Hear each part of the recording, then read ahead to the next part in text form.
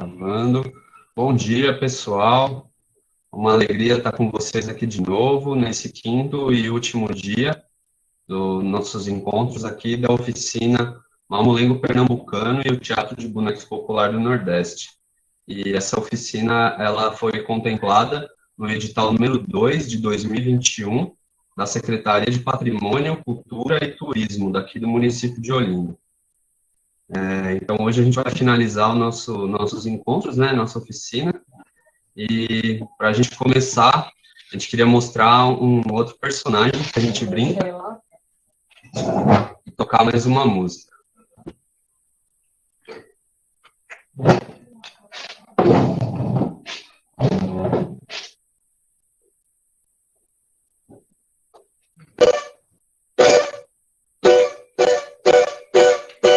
Janeiro vai, janeiro vem, feliz aquele que te quer bem. Janeiro vai, janeiro vem, feliz aquele que te quer bem. Janeiro vai, janeiro vem, feliz aquele que te quer bem. Janeiro vai, janeiro vem, feliz aquele que te quer bem. Vai na feira da cidade, só quando é o mês de janeiro, daí vem o apelido. Ele deu o verdureiro, vai comprar suas sementes e plantar o ano inteiro. Os legumes e as frutas vão nascer lá no canteiro. Janeiro vai, janeiro vem, feliz aquele que te quer bem. Janeiro vai, janeiro vem, feliz aquele que te quer bem. Vem abrindo o caminho, ele que é o primeiro, esticando o pescoço. Bate o coco no coqueiro. Quem nos contou essa história foi um mestre bonequeiro lá de Glória do Goitá.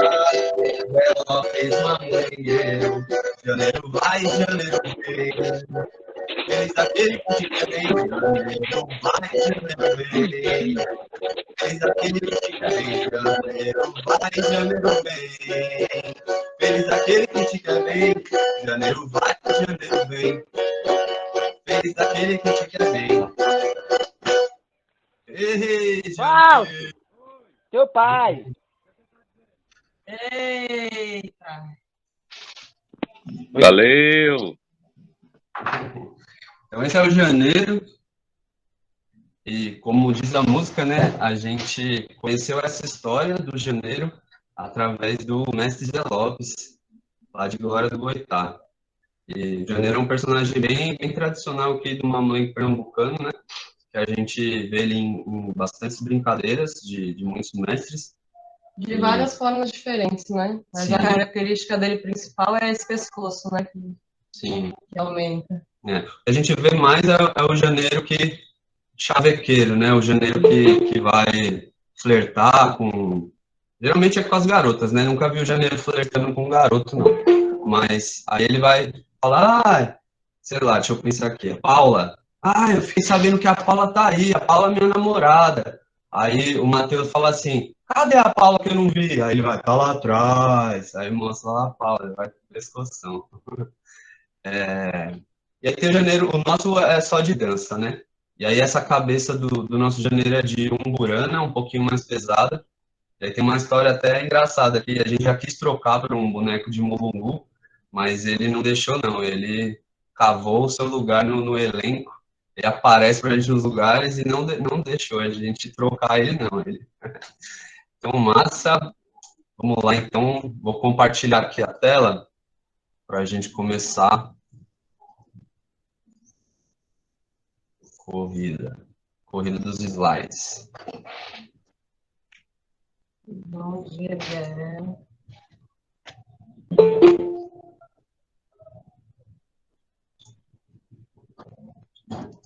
Vocês estão vendo a tela? Sim. Massa. Bom, então a gente vai começar aqui nesse slide que a gente chamou de ensino-aprendizagem, que a gente já falou muitas vezes aí durante a semana sobre isso. A gente já sabe que o Teatro de Bonecos Popular do Nordeste ele é passado de geração em geração, de mestre para aprendiz, né, de pai para filha, enfim, né, de geração em geração. Então, aqui nessa primeira imagem, preta e branca, À esquerda, né, a gente vê o mestre Solon, que a gente também já falou muitas vezes dele aqui, que foi um grande construtor e mamulengueiro.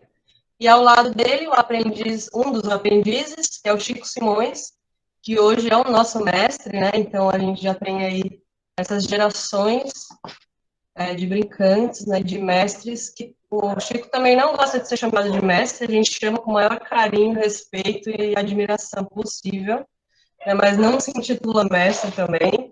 E, enfim, são os verdadeiros mestres, né, esses que são humildes, né, e ajudam e, enfim, fortalecem essa tradição a continuar, né. Então, qualquer pessoa que entrar em contato com ele, eu tenho certeza que ele vai ser muito atencioso, assim como todos, né? Que geralmente a gente vê.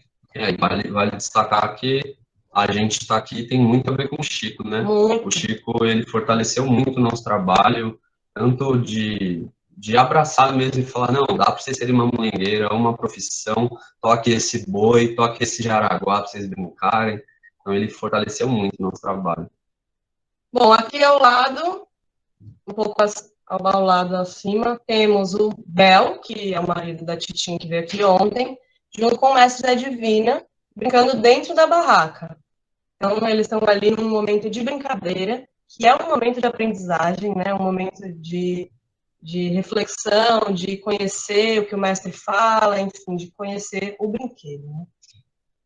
Vale olhar para o olhar do mestre Bel aqui, ó, muito interessante a admiração e o carinho, né, que ele está olhando para o mestre da Divina.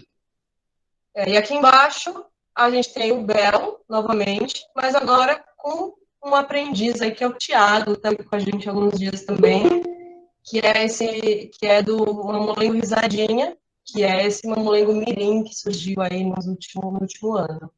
Então, novamente, né, brincando que a gente vai conhecendo o brinquedo, né? Aí lá em cima temos o Zé Lopes com as suas filhas, né, Cida Lopes e Larissa. Isso há muito tempo atrás, viu? Elas já são mulheres, hoje já são mães, enfim, são brincantes. E ali eles estão numa situação caseira, né, de tocar os instrumentos e aprender os ritmos, as cantigas e as louas. Inclusive, a Cida é uma cantora maravilhosa. E aqui embaixo... Não, acho que só aqui, que hoje quem brinca o mamulengo que era do mestre Zé Lopes são as filhas dele, né? A Cida, a Larissa, a Neide também, que era companheira do Zé Lopes, né? E embaixo temos nossa Titinha, que veio aqui ontem, maravilhosa, com as filhas, né? A Jennifer e a bebê. E a bebezinha dela, fazendo um boneco, né? Então, numa situação aí de construção, né? Que também é aprendida olhando, vivenciando e conversando com os mestres e as mestras. Sim, destacar também o carinho aqui, ó. Ah, tá dando um beijo, né? Sim, tá, com o boneco. É, um carinho demais. Eu também tinha esse carinho. Eu abria a mala do meu pai, tinha aquele cheiro de madeira, aquele cheiro de... Até hoje eu lembro, é uma coisa maravilhosa. Meu pai era um que deixava brincar com os bonecos dele. Eu pegava e tinha essa relação muito gostosa com os bonecos. Assim. Tem mestre que não deixa, né? Botar a mão, criança, botar a mão, não. Mas meu pai deixava, ainda bem. E aqui nós trouxemos aí as empanadas, a tolda, torda, empanada ou a barraca. Ou outros nomes que quiserem dar, né? Cenário, pequeno teatro, enfim. Pode ser o nome, tem muitos nomes, né? Então, aqui à esquerda, Glória do Goitá, que é esse acúmulo de imagens, né? De desenhos, de símbolos, enfim, de estampas. E essa é bem uma característica bem forte dessa cidade, né? Desse local, que são essas todas bem coloridas, mostrando essas imagens aí, cenas do interior, né? Os personagens, o nome do mestre, o nome do mamulengo, quando ele começou. Isso é bem característico. Alguns têm telefone também, né? Telefone para contato. O mestre Zé Divina de Lagoa do Itaenga, né? Mas influenciou bastante, junto com os Zé Lopes, toda a geração aí de Glória do Goitá. E é ali colado, né? É uma cidade colada, assim. Aqui ao lado, ela tá partida na metade, mas dá para perceber aí a diferença dessa empanada do Gilberto Calungueiro, lá de Icapuí, no Ceará, que é bem mais simples, né? Uma toda aí de pano, com essas inscrições também que trazem aí as características do mestre, né? A cara dele e tal, o nome dele escrito, enfim. Bem simples, né? Com uma barraca mesmo, sem teto. E ao lado temos aí a tolda do Chico Simões, que é bem parecida com a nossa, que inclusive foi ele que nos ajudou a fazer, que já tem aí várias características, né, mais estéticas, enfim. Não, uma estética diferente, uma estética bem diferente, que traz um pouco do maracatu rural ali embaixo, aqueles bordados de lantejola, enfim, tem várias coisas aí, os símbolos também que ele traz, com esse trabalho aí cenográfico, né? Sim. Interessante aqui a gente vê também que são 3 lugares bem diferentes, né? Aqui, Zona da Mata Pernambucana, aqui, litoral do Ceará, mas bem pertinho do Rio Grande do Norte, e aqui, Distrito Federal, né? E o Chico é um cara que vem do teatro, né? Então ele já traz também outras coisas para o brinquedo. Ele diz que tem que ter um brilhinho ali no teto, ele tem umas coisas muito específicas que ele fala que tem a ver com esse olhar de fora, né? De uma coisa mais assim, teatral mesmo. Aqui é para ver a diversidade mesmo, né? Uma diversidade. Aqui existem outras, né? Sim. Claro, existem várias. E tem mestre que pega um lençol, estica e tá feita a tolda. Ou numa janela, ou em qualquer espaço possível, né? E tem até a bonequeira que faz sem nada, assim, com a toga aberta, né? Essa coisa mais moderna, assim, né? De mostrar a manipulação, revelar, né? O corpo do bonequeiro também. Também tem essas experiências, né? Sim. Bom, agora os tipos de bonecos, os que brincam dentro da toda. A gente vai ter a lupa, né, que é esse primeiro que aparece aqui, que é um desenho, que aparece bem à mão, né, que é um tipo de manipulação, onde a cabeça vai nesse dedo indicador e as mãos são esses outros 2 dedos, e esses ficam dobrados, né. Agora, existem outros tipos de manipulação, né, assim, com 2 dedos, assim, né, com 2 dedos na cabeça. Tem outros que fazem assim, que ficam mais proporcional, né? Um corpinho mais e as mãos aqui na lateral.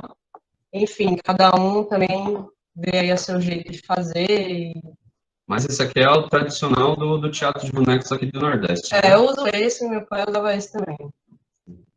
Esse aqui é o Benedito, né? Que a gente já falou várias vezes. Ao lado dele, a gente vê aí a família do Benedito, né? Que é Benedito, seu filhinho, que esse filhinho, ele foi, a primeira vez que apareceu foi com o Carlinho Babau, né? E a Joaninha, essa eu não sei como é o nome dela, acho que não é a Joaninha, não. É do Chico. Rosinha. É a Rosinha e o Boi, veja. É um boneco de luva, segurando um bonequinho, segurando uma bonequinha de pano e outro boneco na vara. Então, são 2 mãos, 4 bonecos em cena. Então, essa é a fantasia também do teatro popular, que é interessante. A Paula mandou uma mensagem para mim que ela faz, a gente pode fazer um elenco inteiro, né? Vários personagens com 1 ou 2 manipuladores, né? Então é muito interessante qual a versatilidade desse brinquedo, né? Como a gente pode explorar esses personagens. Sim, você tem alguns bonecos de vara que são vários, né? Na mesma vara. Então, o Afonso tinha um desses, que eram vários caboclinhos, assim, na sequência. Caboclinhos não, caboclo de maracatu, né? São vários, tipo, 4 bonecos numa mesma vara, então você consegue colocar 8 bonecos em cena. Fazer cenas coletivas, né? Isso é bem interessante. É uma possibilidade. E ao ladinho ali, temos de novo os envelopes com uma boneca quitéria, que é essa boneca grandona, né? O mestre Valdec até falou que parece uma criança de 2 anos. É grande, é pesada e é uma boneca que roda muito, né? Tem essa vara bem grandona e roda, roda, roda. Quase uma calunga mesmo de maracatu, né? As cambingas do maracatu. Bom, aqui chegamos ao articulados, que também estão lá dentro da tolda, que como esse janeiro que a gente viu, que ele aparece aqui em cima, né? Na nossa toda, veja como é diferente. A gente tem uma caixa preta em cima, né? E aí ele estica esse pescoço. Como a gente já falou, ele pode aparecer em várias cenas, né? Mas ele tem essa artimanha dele, né? Esse é a coisa especial que ele tem, né? Cada boneco tem a sua Seu movimento ali, seu movimento, enfim. sua mecânica. Aqui ao lado, então, aqui embaixo, temos o Simão, também do Mestre da Lopes, que ele articula a boca, né? Então, ele está lá dentro da cauda, mas ele tem esse mecanismo de abrir a boca e fechar a boca e falar, né? Falar. Ele não é o ventríloco, embora ele, se ele estivesse fora da cauda, brincando com a ventriloquia, ele seria um ventríloco, né? Mas ele não é, ele está dentro da tola, é um boneco. Que ele só tem a parte de cima, né? O ventríloco tem as perninhas. Sim. Ele vai aparecer. Que é que articula a boca, né? Então ele mesmo que dá vida e mexe a boca também. É o mesmo mecanismo de um ventríloco. E aqui o novo palhaço da Vitória. Vocês já viram já várias vezes? Que também não é só longo esse boneco, e ele está aí com as suas pernas, né, balançantes. Ele tá. Sim. Aqui um boneco de vara, né? Dá pra gente ver a vara aqui atrás, que segura o corpo. Provavelmente essa vara tá na cabeça, o nosso tá na cabeça, né? Na cabeça ou aqui? Nas costas. Nas costas. E aí tem duas varas aqui, né? Uma em cada perna. Então são 3 varas para mexer esse boneco.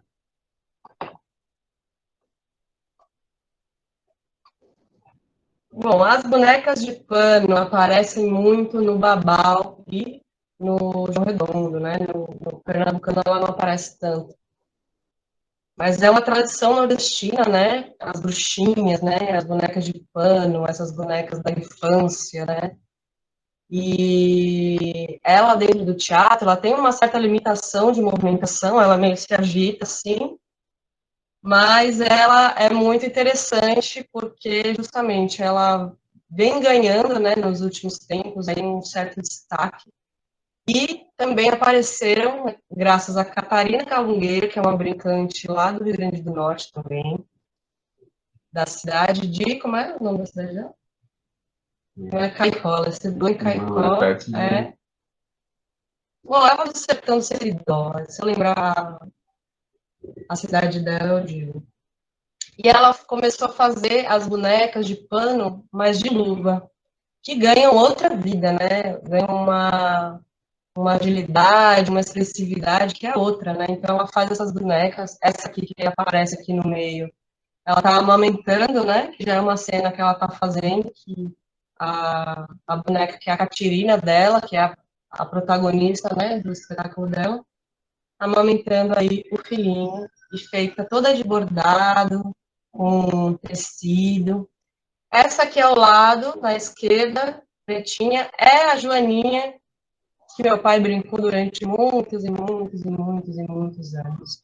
Hoje ela não está na nossa brincadeira, porque ela já é muito velhinha e ela é uma preciosidade, assim, né? Então, ela tá guardadinha, sempre mostro ela também, porque eu acho que ela foi uma atriz aí muito importante para esse teatro.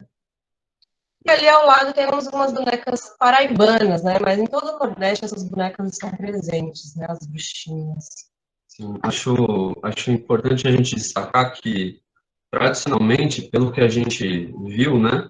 Não necessariamente todos os mestres faziam isso, mas a gente consegue perceber que, tradicionalmente, as bonecas de pano, elas apareciam em cenas de dança e em cenas de para parir, né, para ter filho.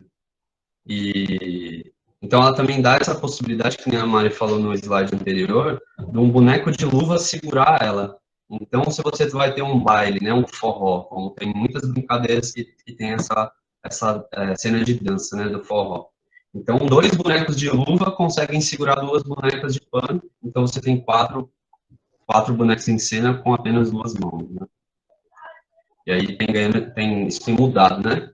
Mas isso aqui também é uma questão de que ainda é uma disputa, né? A Catarina tem trazido essa questão da boneca de luva de pano, mas nem todos os mestres reconhecem. Tem uma questão aqui de que isso é É uma construção contemporânea, né? Que leva um tempo para se tornar uma tradição. Isso não é tradicional, isso é uma coisa que a Catarina está colocando e que é muito interessante a gente pensar isso. Ela está modificando, mas a partir de uma tradição e colocando a questão de gênero, né, muito forte para ela e para todas as mulheres que estão nesse teatro, se colocando, né, colocando a sua própria vida e suas próprias anseios na brincadeira. É uma forma de fortalecer também a boneca de pano dentro dessa atração, né? Se ela ganha movimento, ganha repertório, né?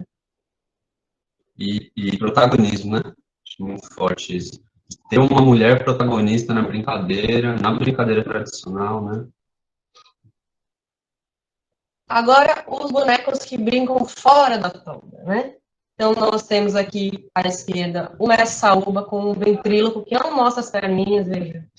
Mas ele tem perninha. É como uma criança mesmo, de 2, 3 anos, que fica sentada no colo do bonequeiro, falando e conversando com ele. Aí tem as técnicas de ventriloquia, que não mexe a boca, aquela coisa toda, mas, enfim, tem mestre que diz que só nos primeiros 5 minutos que o pessoal presta atenção na sua boca, depois o boneco ganha a frente e vai-se embora. Sim, para quem quiser dar uma olhada aí depois, tem o mestre Augusto Bonequeiro, que é pernambucano, mas mora no Ceará, né?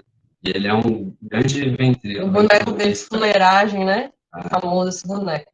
Sim, foi feito pelo mestre Pedro Boca Rica. É um boneco bem bonito e bem boca suja. É muito legal. Bom, aí no meio nós temos o Zé Matuto Vai à Praia, que é o nome dessa bicicletinha, né? Os bonecos vão pedalar. Você vai andando e o boneco vai pedalando, né? Sim, o movimento da roda faz a cabeça dos bonecos mexerem. Então é um mecanismo simples, mecânico, mas que é genial, né? Do mesmo jeito que por isso que a gente trouxe esses bonecos articulados e esses bonecos fora da toga, para a gente trazer essa questão da mecânica, né? O quanto ela está presente nesse teatro de bonecos. Sim. E a gente tem um Zé Matuto Vai à Praia, ali atrás, não sei se dá para ver. Mas agora o nosso é a moça na frente e o homem atrás. Ela está carregando. E tem gente que bota um do lado do outro, né? Faz umas modificações assim também. Né? Tem... Aqui do Messaúba também, né? Essa daqui. É esse gênio aqui da esquerda. Grande Messaúba. De Carpina também. E ao lado aqui o Miro, que já é nosso conhecido, nosso querido, dançando com a boneca dele, Maria Grande, que também é um jeito muito, muito engraçado, muito legal de começar a brincadeira, né? Geralmente se começa a brincadeira, ou vai só com ela mesmo fazer a cena, que é essa dança de forró e desce até o chão. E o Mestre Miro é dançarino, viu? Vocês viram lá no vídeo dele.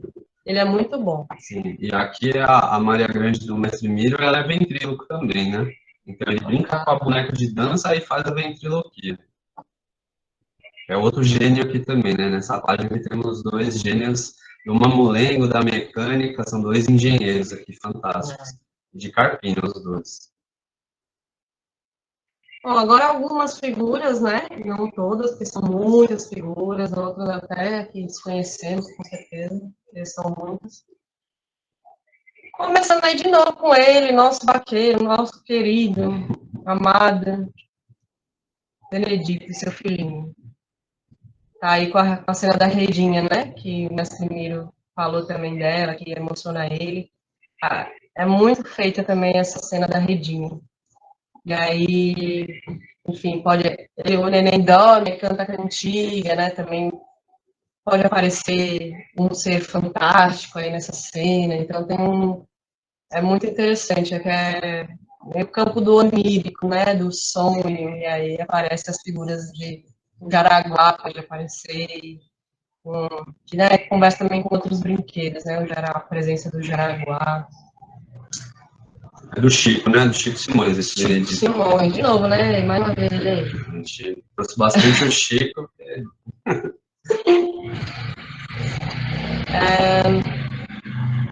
Vamos ver. Bom, lá em cima, então, temos aí Baltazar e Gilberto Calungueiro, que é outro personagem que tá dentro desse mesmo arquétipo, né? Do vaqueiro, mas tem outro nome, outras características, por ter também a sua localidade, o seu lugar de brincar, e o seu mestre aí, Gilberto. E embaixo, Vanderlei das Laranjeiras, do Ceará também, com o seu Casimiro Coco. Esse boneco chama Casimiro Coco. E também está dentro desse mesmo arquétipo, né?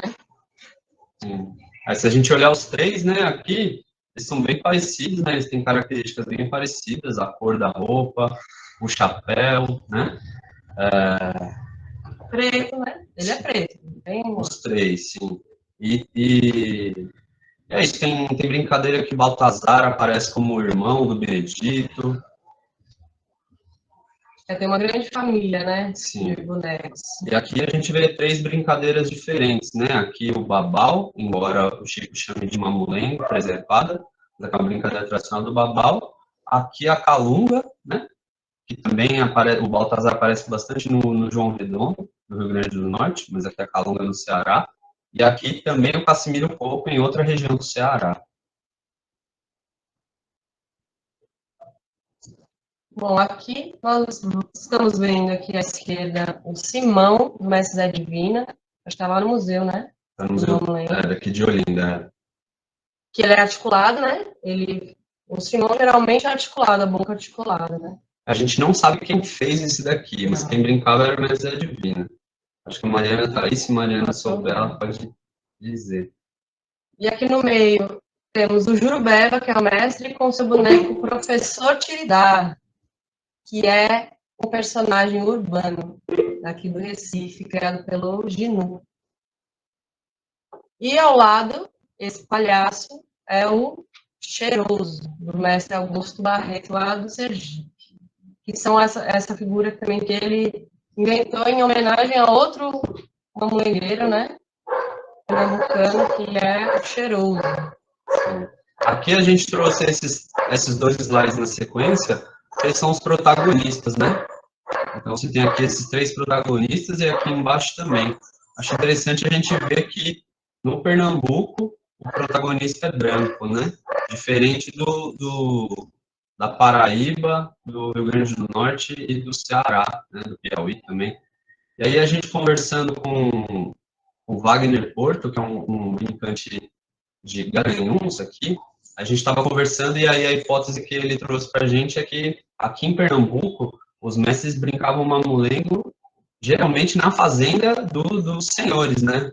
Então, a questão da cana aqui muito forte, né? Pode ser que esse personagem tenha sido colocado como protagonista porque colocar um preto batendo no senhor não pegava muito bem dentro da fazenda do próprio senhor, né? Então, essa é uma hipótese. Uma tensão aí. Sim, do porquê que aqui é o único personagem branco como protagonista. A gente não está dizendo que isso é uma certeza, tá? É só uma hipótese que a gente achou que fazia sentido. Aqui a Mari falou, né, do professor Tiridá. O professor Tiridá foi criado na cidade. Então aqui a gente vê que Simão estava no brinquedo rural, né? E que o Ginu, quando foi fazer a brincadeira dele, né, muito tempo atrás, Ginu já é falecido, ele criou esse professor Tiridá, que é um boneco urbano. E na primeira brincadeira que o Ginu é transcrita pelo Hermínio Borba Filho, naquele livro Fisionomia, é a história do professor Tiridá que está sem emprego na cidade e ele vai procurar emprego no campo. Aí ele encontra Simão, que era o cuidador da fazenda do patrão, que o patrão foi viajar e deixou o Simão cuidar. E aí eles têm um conflito lá, inclusive, de raça, né? E aí no quiprocó da vida, assim, o Simão é demitido, o professor Tiridá não consegue o emprego, né? Porque ele chega com várias pautas sindicais, pautas trabalhistas, e aí o Simão toca ele de lá, mas quando o patrão volta, o patrão demite o Simão. E aí o fim da brincadeira é o Simão indo para a cidade procurar emprego, e aí ele vai procurar emprego na fábrica que o gerente é o professor Tiridá. E aqui o Jurubeba, que é um cara fantástico daqui do Recife, né? Cidade ao lado. E aí, inclusive, vai brincar domingo.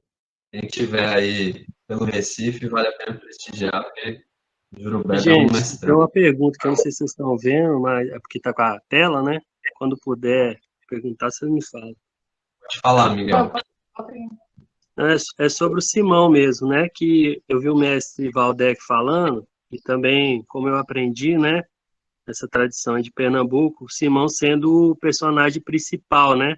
E tinha até me chamado a atenção na oficina, assim, que né, aparecia muito o Benedito e esclareceu essa coisa da regionalidade, né? Cada estado tendo sua própria linguagem aí, né? Mas se vocês puderem falar assim, um pouco mais sobre ele também, que é um personagem que eu brincava muito, assim, e queria saber mais, assim, como que... Né, já vi essas cenas dele com o dono da fazenda, né? É uma figura popular também, né? Não é um branco, digamos assim, aristocrata, né? Ele é um trabalhador também, né?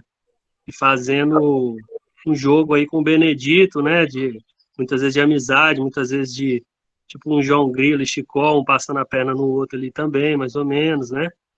Se vocês puderem falar um pouquinho mais do Simão e do Coronel também, né? Como que aparece o Coronel nessas brincadeiras aí? O coronel a gente vai chegar.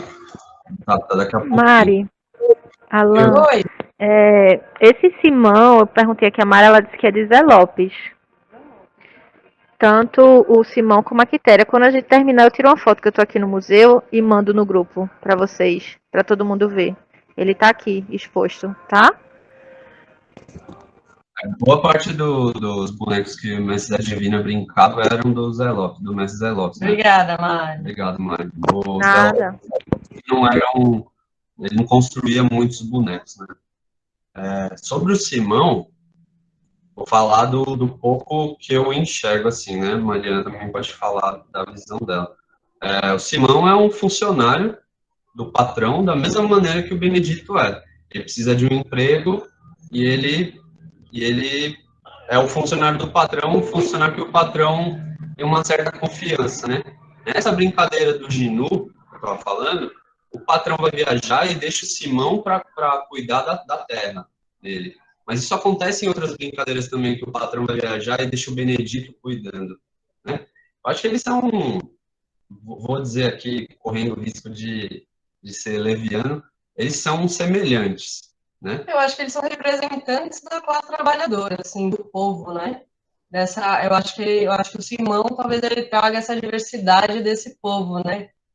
Desses populares, né? Eu acho que ele vem nesse sentido. Sim, os dois são malandro, os dois são tradicionalmente mulherengos, os dois são briguentos, né?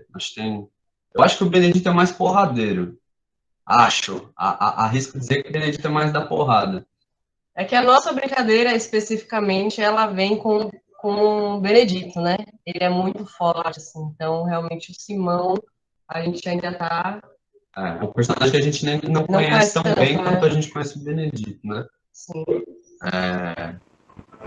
falar. Aqui no museu, a gente conta que fala-se que o Simão ele tinha um caso com a Quitéria, que o fazendeiro ele viajava e pedia para ele cuidar da fazenda, e que aí ele cuidava muito da fazenda, inclusive cuidava da Quitéria, da mulher do, do fazendeiro, né? E aí a gente diz, mas isso aí é conversa de cidade pequena, que o pessoal fala muito da vida um do outro. E aí nunca se provou essa traição do Simão e da Quitéria, mas fica sempre na apresentação, a gente sempre fala isso, que o Simão ele tem esse papel fundamental, e a Quitéria, que é a mulher que tem dois rapazes. Engraçado que eu vi também vocês falando da Joaninha, né? Na brincadeira nossa era namorado do Simão, chamava Rosinha, né? Mas eu acho que é a mesma figura também, que vai mudando de nome, né? Sim, sim, com certeza, essa figura. E o Benedito às vezes aparece também nessa situação conflituosa aí de querer namorar a Quitéria, né? Sim. Já vi também. Por isso que ela tem outro nome, né? Mesmo que não seja Quitéria também. E aí, só lembrando que a linhagem que a gente vem, que é Chico e Afonso, eles têm influência do Babau da Paraíba, por isso Benedito, né, muito forte, e a influência do Pernambuco. Então, por isso Palhaço da Vitória, Janeiro, Quitéria, né? Então, uma mistura. A gente recebe essa tradição já com as tradições misturadas, né? E a gente tem dado sequência do que a gente aprendeu. Pablo quer falar ou tá com a mão levantada só? Sem querer querendo. Então, vamos seguindo, que senão a gente Tá, vamos lá então. fica compartilhando.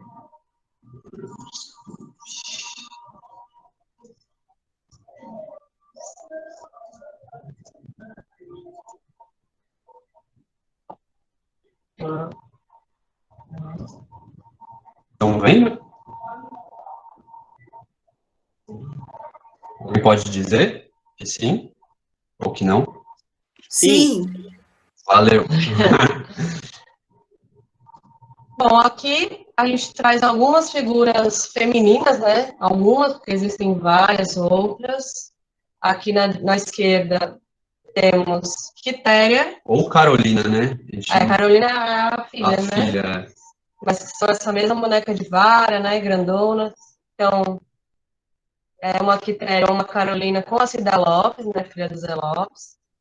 Ao lado dela temos Rosinha do Boli Boli, que essa personagem já apareceu lá pelos lados de Brasília, que é como uma Quitéria mais miudinha, com esses bonecos menorzinhos como o de Solon, né? Solon faz os bonecos miudinhos. Essa já vem nessa linha, que essa daí é do Mamulengo Fuzue, do Thiago Francisco, lá de Brasília. O Thiago que vem de uma linhagem bem parecida com a nossa, né? Influenciado pelos mestres dos mesmos estilos que a gente. Lá em cima temos aí a Chica do Cuscuz com Titinha.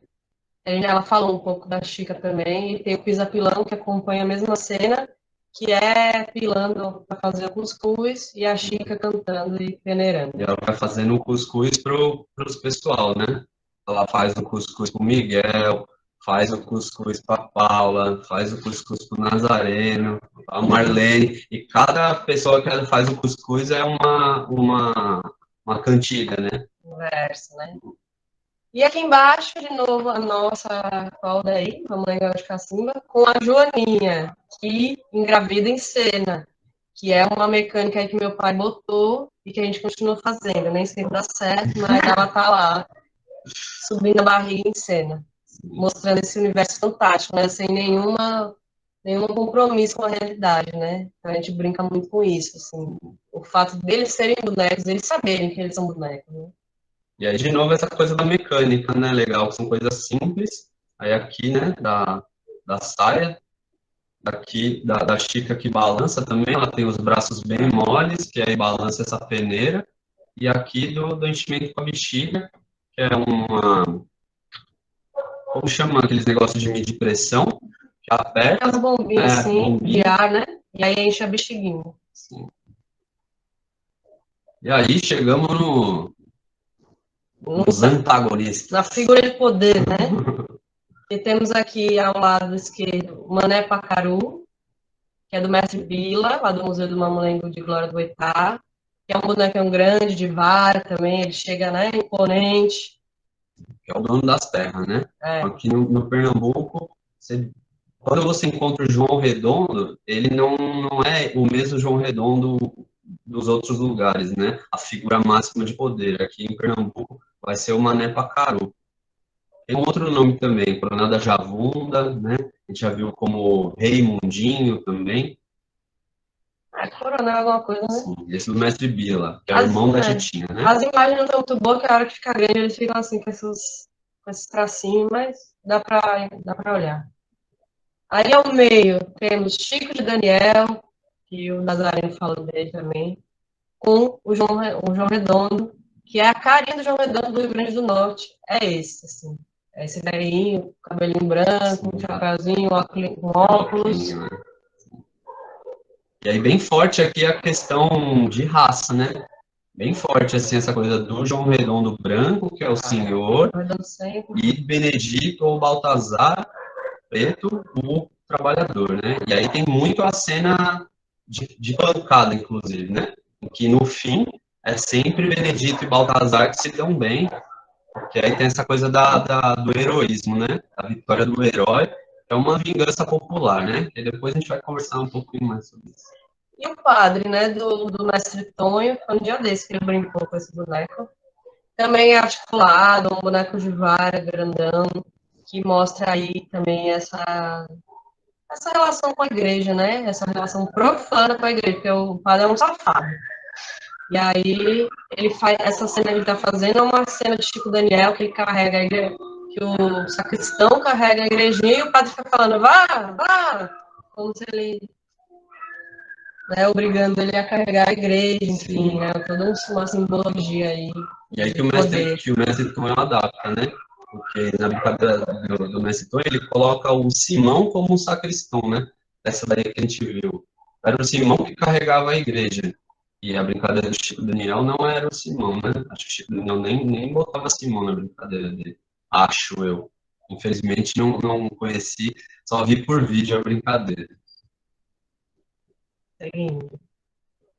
Animais e seres fantásticos. Então, esse aqui da esquerda é o Jaguar, como eu falei que no espetáculo do Chico, às vezes ele aparece naquela cena da redinha, como, né, nesse universo onírico, com a relação com outros brinquedos. O Jaguar é um personagem do Risado, né, que aparece também em outros lugares, mas ele é próprio do Risado, ele é feito com essa cabeça esse osso, né, de cachorro, desses bichos menores assim, com esse cabelo, enfim, é uma figura assustadora, mas que pode ser bonitinho também, porque quem vê a flor do mamulengo, a nossa brincadeira, vai ver que a coisinha linda que o nosso Jaraguá é. E aí, na brincadeira do Chico, o Benedito brinca no Jaraguá, então é muito legal, assim, é uma brincadeira muito engraçada. Ele vai e aí ele deixa a roupinha aparecendo, para as crianças verem que ele está lá dentro. Aí ele vai e faz a brincadeira. É muito bom. Aqui ao lado, nosso querido também Valdec, que estava aqui com a gente. Um boi. O boi também traz essa relação com outros brinquedos populares, né? Como Uma Meu Boi, do Maranhão, e outros bois que aparecem aí no Risado, no Cavalo Marinho, aparece boi, né? O boi é cultuado, aí é um boneco que é de culto, né? Que simboliza aí uma série de coisas, fertilidade, os ciclos, né? De vida. O boi nasce, morre, volta, renasce. Então, esse boi está sempre presente. E é esse boi de brinquedo mesmo, com fita, esse boi enfeitado. Quase nunca ele é um boi normal, né? Ele é um boi de festa, é um boi que dança, é um boi que gosta de brincar. Lá em cima, tá meio ruimzinha, mas é a morte, do Mestre da Divina, que é essa morte da cena do bambu, que a Titinha contou ontem. Que o bambu vai, sonha com a morte, aí ela fica atrás dele. A noiva dele, né? É a noiva dele. Olha a bicha como é, com esses olhos vermelhos, né, cheia de sangue. Ela é assim, ela é assustadora, mas ela cumpre esse papel aí de um ser fantástico, de um imaginário, né? Esse universo onírico. Aqui legal também fazer a relação com o cavalo marinho, né? Quem já viu a brincadeira do cavalo marinho, tem uma personagem que é a velha do bambu e que ela engana a morte, né? E que aí a morte, no fim, leva o marido da velha do bambu. Então, em algum lugar também teve essa relação aqui, né? Porque não deve ser à toa, e mais uma vez não estou falando a verdade, né? Uma hipótese também, que a gente imagina, essa ligação dos brinquedos, de que um brinquedo influencia o outro, né? Não só nesse personagem, mas em tantos outros, né? Aí lá no canto, o diabo, que a gente fala, que a Titinha também falou muito dele, né? Ele é controverso, tem gente que bota, tem gente que não bota, né? Mas tá ali o diabo, que faz várias brincadeiras. Pode fazer a brincadeira que quiser, né? Esse diabo aqui, que é do Danilo Cavalcante, que é um brincante, já é mestre já, viu? Já é mestre. Pernambucano também. Que mora lá em São Paulo, né? Então, galera aí de São Paulo, ó. Ele organiza o festival, né, do encontro de mamulengos lá em São Paulo. O Malandro da Folia. Vale a pena conhecer. Muito engraçada a brincadeira dele, sim. Muito bom. Muito e tá em São Paulo, ó, e é atrás do mestre Valdec e do Danilo, hein? É. Sobre evento também tem uma coisa. E aqui embaixo, a cobra. Também já conhecida cobra, né? Que é esse ser também que engole as pessoas sem mastigar. Ela não mata, ela engole, né? É um símbolo também, né? Dizem que representa as dificuldades da vida daquelas pessoas e vai engolindo, né? Mas mesmo assim, os bonecos, eles têm essa artimanha de se salvar, de sair lá de dentro. Então, é toda essa brincadeira aí de sobrevivência, né? E aí chegamos aqui nas mulheres, que a gente não poderia deixar de falar, porque elas sempre estiveram no brinquedo, mas muitas vezes ficaram dentro da tolda, ajudando, organizando tudo, costurando as roupas, fazendo os bonecos, pintando, e desconhecidas, né? Então a gente tem que hoje fazer essa reparação, falar sobre elas e dar essa luz, né? Enfim, esse olhar, né? É o que a Rede de Bonequeiras faz hoje. Inclusive, fica a dica de ir lá no YouTube, tem muitas coisas já lá, mulheres sendo entrevistadas, falando sobre seus brinquedos. Tem a mestra da Di, que a gente vê lá em cima, a mestra da Di, que era uma construtora, uma brincante, uma apaixonada pelos bonecos. A gente não pode deixar de falar dela, que é a nossa mestra mais antiga aí que a gente tem notícia, é a da Di. Mas olha aqui embaixo, essa senhora aqui à esquerda, na foto preta e branca, ela se chama Maria José de Jesus. Ela foi esposa do mestre Luiz da Serra. Luiz da Serra. Eu ia falar Luiz das Laranjeiras, não sei. Luiz da Serra. Nessa foto, já fazia 16 anos que ela brincava, era folgazã e cantadeira. Então, ela é uma figura aí que está num dos livros, né? E que a gente quer trazer o rosto dela, porque essas mulheres têm nome, têm vida, têm história, né? Então, fica aí a nossa homenagem à Dona Maria. Essa foto aqui é da década de 70, né? É uma foto que a gente pegou do livro do Fernando Augusto. É um livro de 79. Depois, quando a gente terminar, a gente mostra os livros todos para vocês. É isso, a gente não tem muitas informações, mas a gente sabe que ela existiu, né? É bom a gente começar a falar dela, né? Das mais antigas. Aqui ao lado, Flor do Mulungu, que vocês já conhecem, a Titinha já falou bastante, a Jennifer ao lado dela, todas as mulheres do museu, a de Glória do Goitá. Aqui é a Jace, que é a Mateu, né? Que faz o Mateu fora. Faz Mateu para um monte de grupo, né? É uma grande Mateu. Faz o Mateu pro Bel, pro Bila, bastante gente. Isso é interessante, né? Porque o personagem não muda, é Mateu. Mesmo sendo uma mulher fazendo. Agora, para essa galera aqui do lado, que também é de Glória do Goitá, que é a família Lopes, aí já é Catirina, fora. Elas já fazem diferente e botam essa figura da Catirina, mas tem o Mateu também. Tem os dois. Então, aí a Neide aqui na frente, né? A matriarca, a Cida lá atrás, a Larissa e essa menina, não sei o nome dela, a mais jovenzinha. Mas todas elas brincam, tocam e levam essa tradição adiante. E essa velhinha que está com o palhacinho aqui é a queridíssima também Madre Escobar, a gente não podia deixar de falar dela. É uma mulher lá do Sul, mas que viveu em Pernambuco e se dedicou muito a ensinar o boneco popular, que aí já não é o boneco tradicional, mas é o boneco popular. Há muitas pessoas, inclusive ao Valdec, ao Augusto Bonequeiro. Então, todos esses mamangueiros, esses bonequeiros aí, que são muito importantes para a nossa tradição, começaram com essa senhora, que era uma madre, né, da igreja, e que trabalhou no Secosme aí, que é um centro de estudos aí do Nordeste, muitos anos. Hoje ela é muito, muito velhinha, já está muito velhinha lá. Nosso sonho agora é fazer uma brincadeira para ela, lá no Secosme, que a gente sabe que ela está por lá, mas ela não participa de lá de nada, porque ela não tem mais condição. A Dadi faleceu recentemente, né? Sim, sim. A gente tem bastante coisa no YouTube, tem imagem, enfim, tem o livro, ela né? falando bastante. Já estamos finalizando com o nosso queridíssimo Museu do Mamãe de Olinda, que a Mari já estava falando, que hoje em dia ele está lá dentro do Mercado Eufrásio, que é esse prédio azul que a gente vê aqui embaixo. Mas não é tudo o Museu do Mamãe aqui, não, gente. Quem algumas salas, né? Quem sabe daqui uns anos, ó, todo o Mercado Eufrásio, o Museu do Mamãe. Mas é uma partezinha aqui, acho que mais ou menos aqui, ó, dessa. Isso. Então, aqui na esquerda, a gente vê aqui o acervo junto com a Mara, que é uma educadora, que há muitos anos trabalha no museu, é uma figura linda. Quem for ao museu vai conhecê-la. e ela fala com uma paixão dos bonecos. É uma coisa linda, e ela é chamada de Quitéria também. Ela é uma Quitéria. Ela é maravilhosa, é uma mestra, né?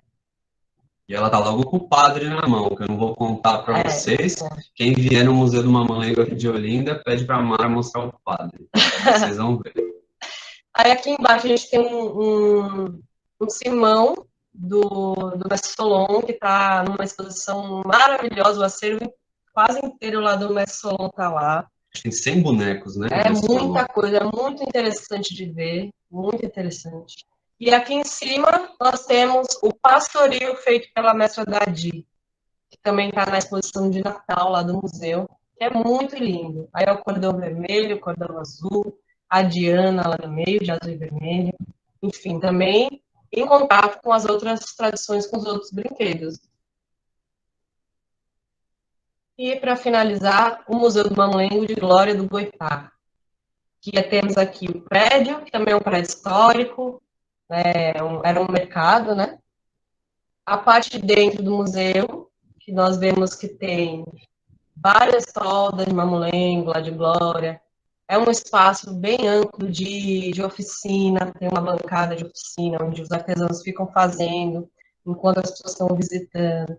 Aí tem os bonecos de venda e os bonecos de acervo também, que são peças únicas, que estão lá, que a Titi até falou um pouco, né? Tem os orixás, tem um monte de bonecos interessantes lá. E é um museu vivo, muito vivo, que acontecem apresentações, pessoas, oficinas, tem sempre gente lá tocando, fazendo boneco. Eles hoje, na pandemia, claro, eles não estão recebendo grupo, mas eles recebem grupos, escolas, e fazem toda essa vivência com as crianças, com os adultos. Então, é só chegar lá e conversar, né, com o povo, que é um povo muito bom. Sim, e aqui a cena do Mamulengo Nova Geração, dentro do museu. A Titia falou que o Bel gosta muito de brincar o diabo, é aqui tá o diabo que o mestre Bel coloca na brincadeira. Tem um mulherão, né, o Bel? Sim. É muito bom.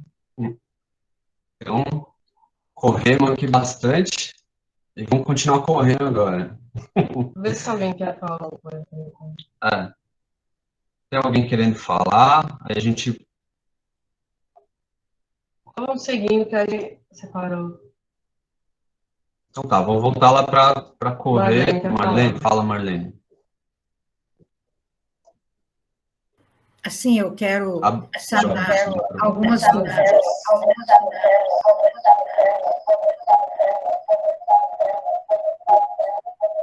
Sou eu.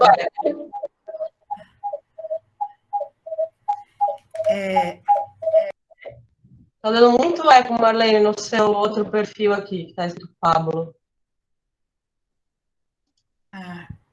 Sou eu?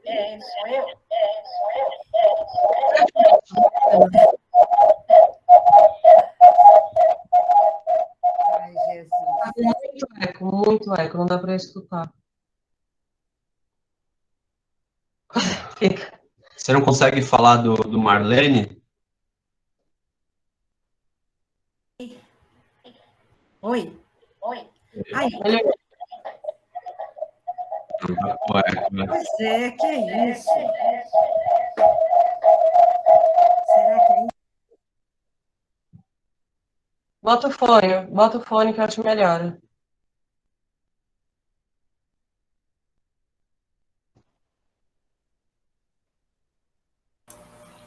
Professor Marcondes, tem uma mensagem para você no chat, por favor.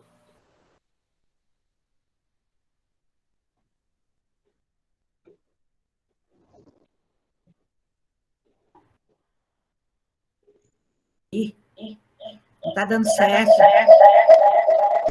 Um baita eco. Se você quiser escrever, A gente lê. a gente vai voltar lá então para o outro slide, que é sobre as hipóteses. Aqui. Sobre as hipóteses do Mamulengo, do Teatro de Bonecos Popular. Da origem, isso. A gente já falou bastante, mas tem gente que não conhece as histórias e os mitos, né? Sim, o Marcondes trouxe, acho que na terça-feira, uma uma visão não histórica e geográfica, né? Hoje a gente vai trazer uma visão histórico-geográfica. Então, mais uma vez, né, dizendo aquilo que já falei várias vezes, não é a verdade, é uma visão, mas é mais uma visão para incrementar aqui as nossas múltiplas visões. Então, vocês viram, o mestre Milho falou, né, sobre o presépio e que o mamulengo foi trazido do Brasil pelos padres. Isso é uma visão bastante aceita e bastante difundida, embora não seja a única, né? Mas é uma visão que é colocada, inclusive, em alguns livros, né? Então, aqui, ó, nesse segundo trecho, o Hermilo Borba Filho fala no Espetáculos Populares do Nordeste, mas também está no Fisionomia e Espírito do Mamulengo. Ele fala sobre os bonecos, né? É certo que vieram com os primeiros exploradores, pois na época do descobrimento, as marionetes invadiam toda a Europa, não sendo demais supor-se que entre os milhares de pessoas que para que vieram, algumas tivessem o gosto pelos títeres. E aí, a questão dos presépios, né? Ainda o Hermilo fala que o Pereira da Costa, que foi um folclorista, ele achava que a introdução do presépio em Pernambuco vem, talvez, do século XVI, com representação no convento dos franciscanos em Olinda, por Frei Gaspar de Santo Antônio. Bem aqui, né? Bem pertinho aqui. Então, aí a gente trouxe aqui o Dom Roberto, né, que são bonecos tradicionais de Portugal, e os bonecos de Santo Aleixo, que são outros bonecos tradicionais lá de Portugal. E aí aqui eu acho interessante a gente pensar, e não estou querendo desrespeitar a memória, né, do Hermilo, né, inclusive porque muito que a gente sabe, a gente aprendeu com ele também, se ele não tivesse registrado tanto que ele registrou, a gente saberia menos ainda do que a gente já sabe. Só queria destacar aqui o é certo que e o supor-se, né, essa contradiçãozinha aqui que existe. E aqui ele fala do século XVI, que é a colonização do Brasil, né, quando chegaram os europeus por aqui, e no século XVI foi quando começou também a escravidão. Então, quando começaram a chegar os africanos e africanas sequestrados do seu território, né? Então, fica muito difícil a gente dizer que é certo o quê, porque a gente conhece, a gente tem muito uma visão colonizada, né, da história, e por isso a gente queria trazer aqui outras possibilidades. E a gente não está aqui dizendo que o Mamulengo e o teatro de bonecos popular não tem a influência do teatro de bonecos europeu, porque seria uma falácia, né? Porque a gente enxerga coisas que são muito parecidas. Se a gente olhar para o Punch and Judy na Inglaterra, para o Puccinella na Itália, para o Casper na Alemanha, para o Caragoz na Turquia, tem muitas coisas em comum, muitos arquétipos, o diabo, a morte, a porradaria que tem de monte, os bichos. Só que a gente queria trazer outras referências que também, se é para supor, né, como o Hermilo supõe, a gente também vai supor, só que sem dizer que é certo o quê? Porque não tem nada certo, a gente não pode provar nada. Mas olha aqui que interessante, essa inscrição numa pedra. Então, essa é uma inscrição aqui de antes dos colonizadores chegarem na América. Aqui é uma inscrição na Guatemala. Então, um registro pré-colombiano, né? Antes do Colombo chegar na América, antes dos portugueses chegarem aqui no Brasil, antes dos europeus, dos espanhóis colonizarem a boa parte da América do Sul. E aqui, aqui nessa esquerda, onde eu estou circulando, tem esse desenho aqui, ó. Então você tem, essa aqui é uma arte maia. Então você tem aqui um maia, ou uma maia, né, não está claro isso, pouco importa também o gênero dele, ou dela, ou dele. Numa mão tem um boneco de luva, e na outra mão tem um boneco de vara, que é um animal. Então, se isso aqui estava na Guatemala antes dos europeus chegar, não tem como a gente dizer que é certo que os bonecos vieram com os primeiros exploradores, né? Fica muito difícil a gente dizer isso. E aí, a história dos povos originários aqui no Brasil não só no Brasil, na América, né, como um todo, a gente conhece muito pouco, a gente fala muito pouco sobre isso. E sobre os povos africanos também, né, os vários povos africanos. E a gente queria trazer aqui, puxar um pouco o debate para esse lado, que muitos mestres, eles dizem que os brinquedos populares, não só o mamulengo e o boneco popular, mas outros brinquedos, o cavalo marinho, o maracatu, né, que alguns brinquedos populares, eles surgiam na senzala, e que traziam o riso e o canto como formas de resistir e sobreviver. E aí, num livro dos anos 90, que é bem pouco difundido, mas é muito interessante, o Dagoberto José Fonseca, esse livro chama Você Conhece Aquela? A Piada, o Riso e o Racismo à Brasileira. Aí ele diz que o que se percebe é que o riso negro está devidamente incorporado à sua visão de mundo ancestral e à sua cultura voltada para a liberdade do espírito e do corpo. Constata-se que a vida cotidiana dos negros na sociedade brasileira, apesar da dura realidade, não se estabelece apenas sobre o signo do sofrimento e da tristeza, mas também sobre largos momentos de alegria espiritual, de sociabilidade, em que fazem os seus catarses e movimentos de superação e descontração de seus medos e temores. É por isso que a gente trouxe aqui a imagem da cobra, né, com o Benedito, que é da brincadeira do Mamãe Fuzuê, do Tiago Francisco, e trazendo isso aqui como uma reflexão mesmo, né, tentar dialogar com essa fala aqui do Dagoberto. E aí não é só a questão dos medos e temores simbólicos, né? Então, por exemplo, quando o Benedito dá uma cacetada na polícia, quando o Benedito dá uma cacetada no João Redondo, isso é muito forte, né? Isso tem uma coisa de um catarse e um movimento de superação muito forte, né? Aí sobre as hipóteses, né? O mesmo Hermilo Borba Filho, que traz que é certo que ele traz aqui também outras visões, que aí quem fala isso para ele é o Ginu, que a gente já falou, né, bastante de Ginu lá atrás, que é o criador do professor Tiridá. Esse aqui é o professor Tiridá, que está lá no Museu do Mamulengo daqui de Olinda.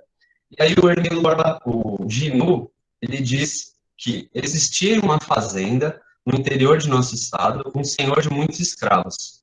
Entre outros, existia um preto que ele praticamente era sabido, e o nome dele era Tião. Um dia, por chegar atrasado, por conta do nascimento de um filho, ele é colocado no tronco. Aí o Ginu continua. À noite, quando o negro chegou na senzala, justamente no lugar onde dormia, começou a lamentar a situação. Mais que depressa, o preto esculturou uma figura, envolveu em trapos e começou fazendo tudo o que o patrão fazia ao correr do dia dele. E daí começou o mamulengo nordestino. Então aqui como uma espécie de vingança simbólica, né? Ele pegou o trapo, fez o patrão e fez a mesma coisa que o patrão fez com ele durante o dia. Então, essa é uma hipótese. E essa aqui é a que a gente escuta muitos mestres dizerem também, né? E uma outra que o Hermilo também traz nesse livro, que é uma hipótese que foi recolhida pelo Altimar Pimentel, lá da Paraíba. E aí, quem traz essa hipótese é o Manuel Francisco da Silva, um cabedelo, em 1963, ó. E aí disse de sua origem ter sido feita numa fazenda do interior baiano, por uma preta escrava, uma variedade de bonecos representando os homens e os bichos do ambiente, e que a sua criadora pedia autorização ao seu senhor para fazer a brincadeira e chamá-la de Capitão João Redondo, em homenagem ao dono da fazenda. Então aqui, a moça escravizada fez o boneco em homenagem, né, ao seu patrão, e criou esse brinquedo. Então, eu queria que a gente prestasse bastante atenção nessa hipótese, porque ela vai voltar. A Isabela Brochado, que a gente falou bastante dela, professora, que também é brincante de teatro de bonecos popular, lá em Brasília, num texto que ela escreve na Mãe Mãe, no Mamulengo e as Tradições Africanas de Teatro de Bonecos, ela diz assim, ó, os bonecos ocupam um lugar importante nos mitos africanos. Na Nigéria, por exemplo, eles são vistos como originários do mundo subterrâneo, da terra dos mortos e da terra das feiticeiras. Aí aqui ó o destaque. No Congo, disse que uma mulher originária da floresta ofereceu os bonecos criados por ela ao seu chefe. Em Mali, um pescador sequestrado pelos espíritos da floresta aprendeu com eles a arte dos bonecos.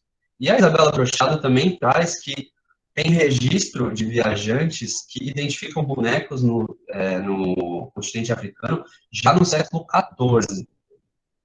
E aí, a nossa querida, minha sogra, querida, Cessa Cioli, no seu mestrado, né, quando Pirilampos desafiam faróis, um estudo sobre a atualidade das tradições brasileiras do teatro de bonecos, ela diz que alguns estudiosos observaram no século XVII, no Congo, uma fabricante de fetiches animando umas estatuetas.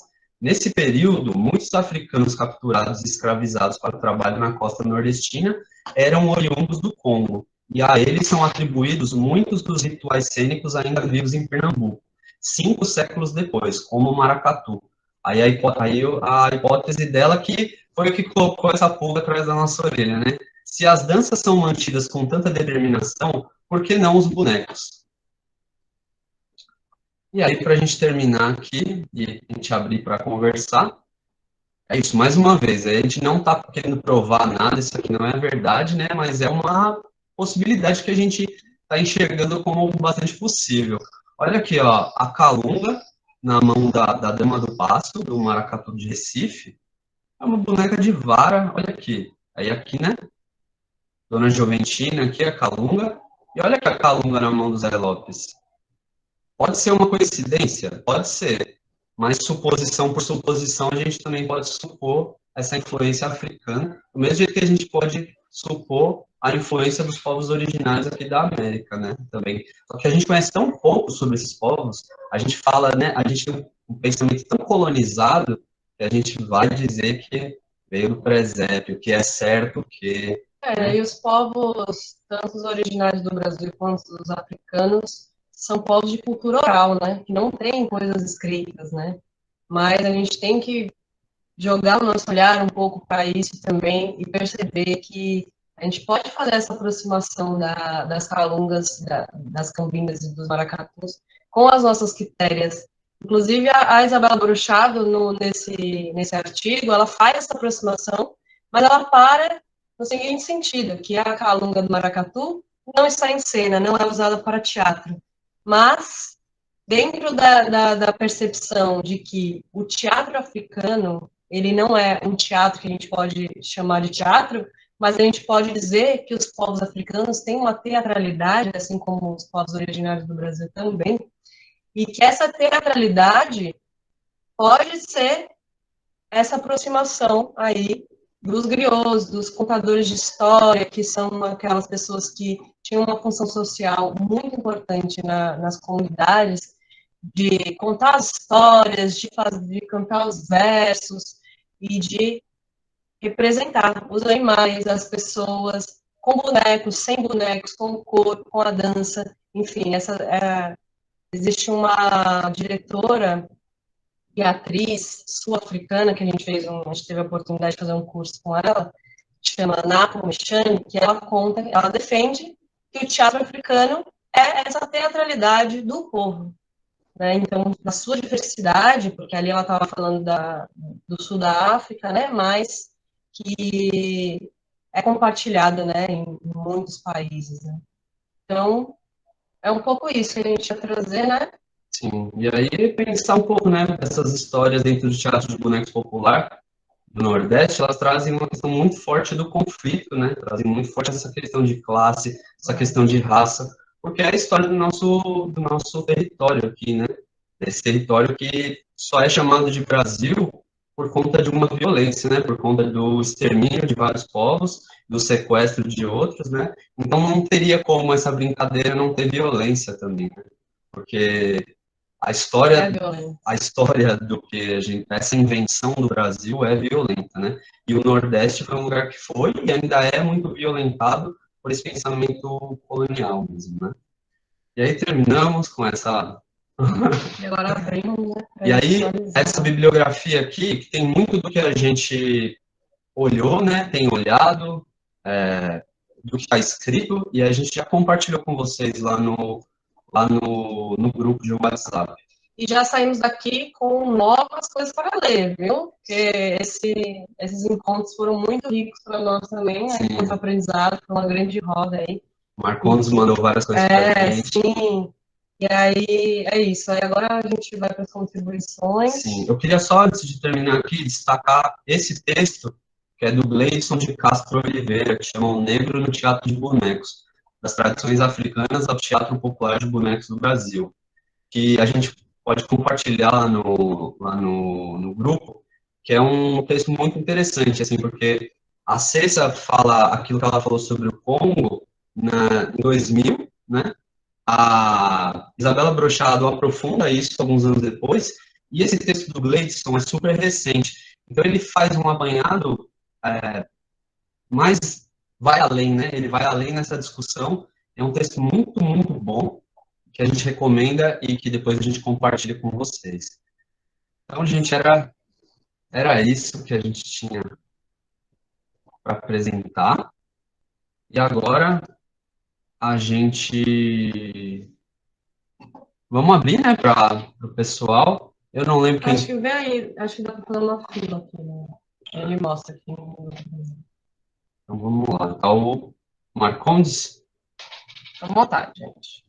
Obrigada pela atenção. Né? Sim, valeu, gente.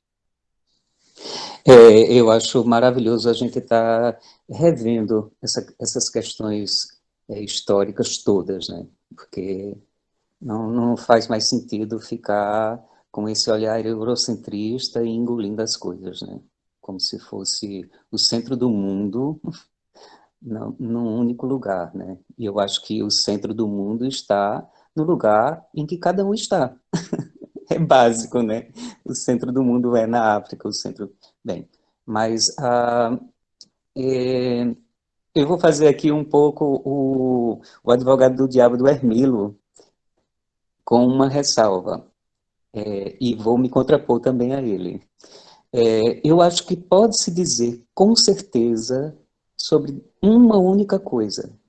Com certeza, Mamulengo e essas formas tradicionais de bonecos são obra e criação de gente pobre, de gente marginalizada.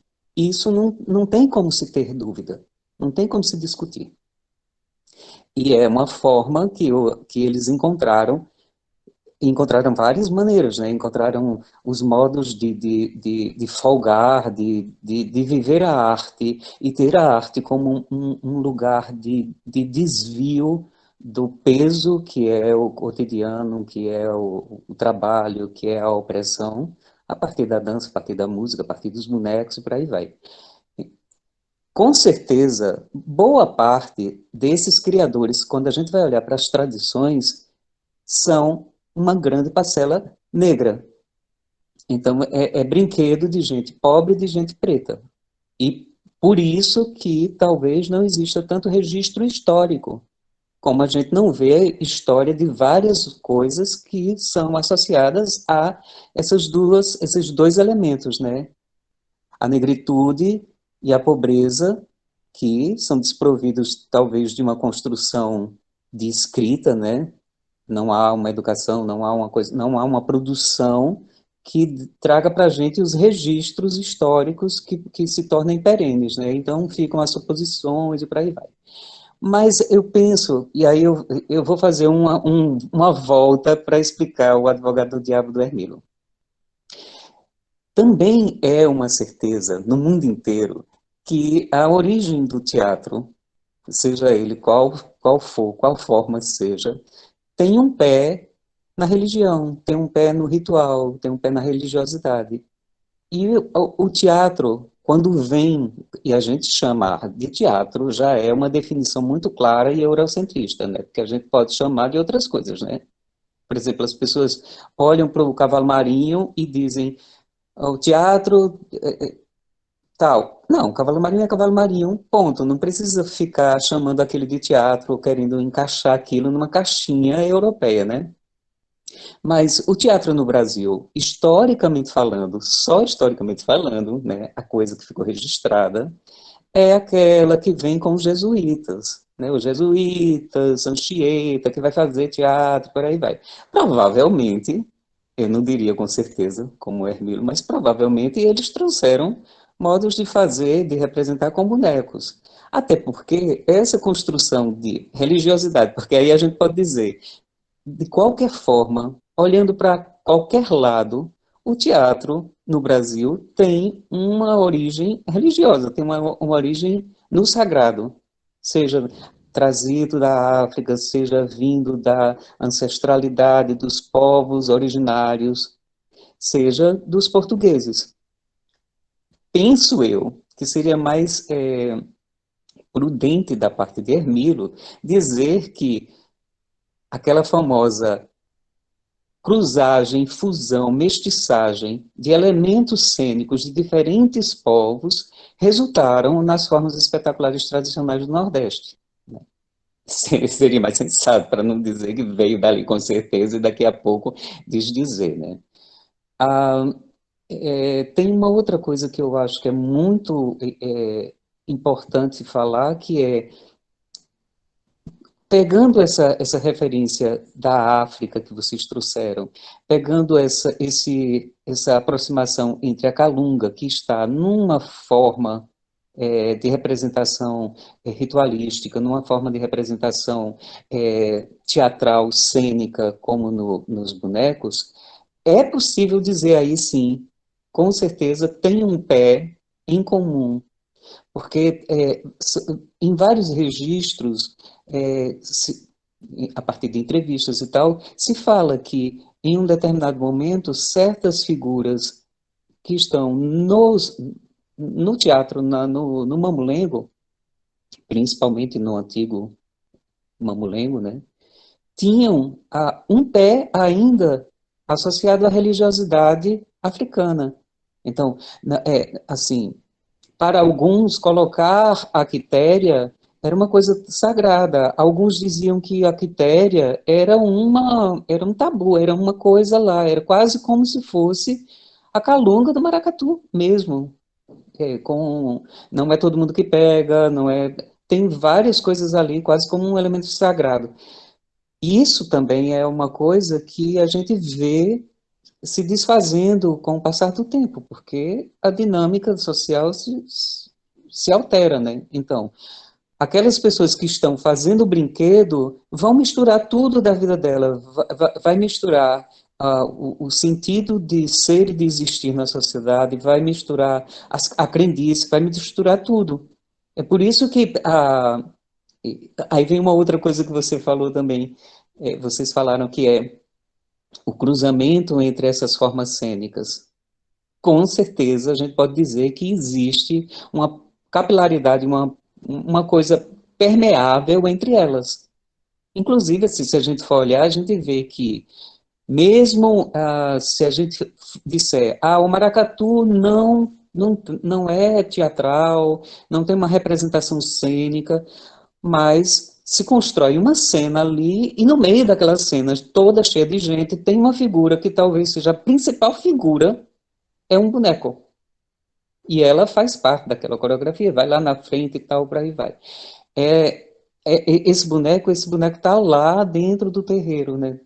Sai a partir de uma referência, toda uma estrutura, toda uma prática ritual para chegar naquele cortejo. O maracatu, nação, pelo menos é assim. Mas o que pega tem música, tem dança, tem representação. Isso é uma coisa assim, que é comum e que vai passando por todas essas manifestações em maior ou menor grau. Então, com certeza existe essa capilaridade, essa permeabilidade, né? Fora isso, as certezas são de cada um que está fazendo, né? Então, e cada um tem que ter essa certeza, e cada um tem que ter essa bandeira, e cada um tem que ter esse mastro, essa lança, né, de seguir em frente, porque senão não faz muito sentido. Os mestres todos têm essa certeza, e é muito bonito, e eu respeito muito a história de cada um, e é muito leviano da parte minha, por exemplo, como pesquisador, de dizer, o mestre inventou quando criou aquela versão sobre a origem. Não, aquela é uma origem. Para ele é a origem, a gente não pode deslegitimar, tirar aquilo, não. Aquilo é a origem. Agora, pensar que a origem é uma única, né? que a origem parte de um centro, e geralmente esse centro é europeu. Por isso que eu fico muito puto da vida quando alguém começa a dizer: ah, os bonecos brasileiros têm... Aqui eu estou vivendo isso, que é alguns marionetistas portugueses dizendo: ah, os bonecos tradicionais brasileiros tiveram essa herança portuguesa. Tá, pode ser, até ser, mas não diga que seja a única. Ah, porque existe uma relação com a comédia dell'arte e o cavalo marinho, por exemplo. Talvez só exista com uma figura que até às vezes desaparece, que é o Arlequim. Mas é só o nome, não é nem a figura em si. Não tem enredo, não tem mais nada em comum entre uma coisa e outra, a não ser o uso de máscara. Então, bora reelaborar esse modo de ver as origens, né? Bora ver de onde é que a gente vem, como é que a gente se constitui enquanto povo, enquanto gente, né? E é uma coisa complexa. Eu, particularmente, penso que a necessidade dos povos oprimidos no Brasil fizeram essas manifestações todas surgirem. E isso já é muito para a gente cascavilhar e dar um norte histórico. Isso é só para dizer que eu fico assim maravilhado quando vejo vocês revolvendo isso e dizendo: olha, não é assim não é por aí não, né? A gente pode conversar mais, mas era isso. Batião.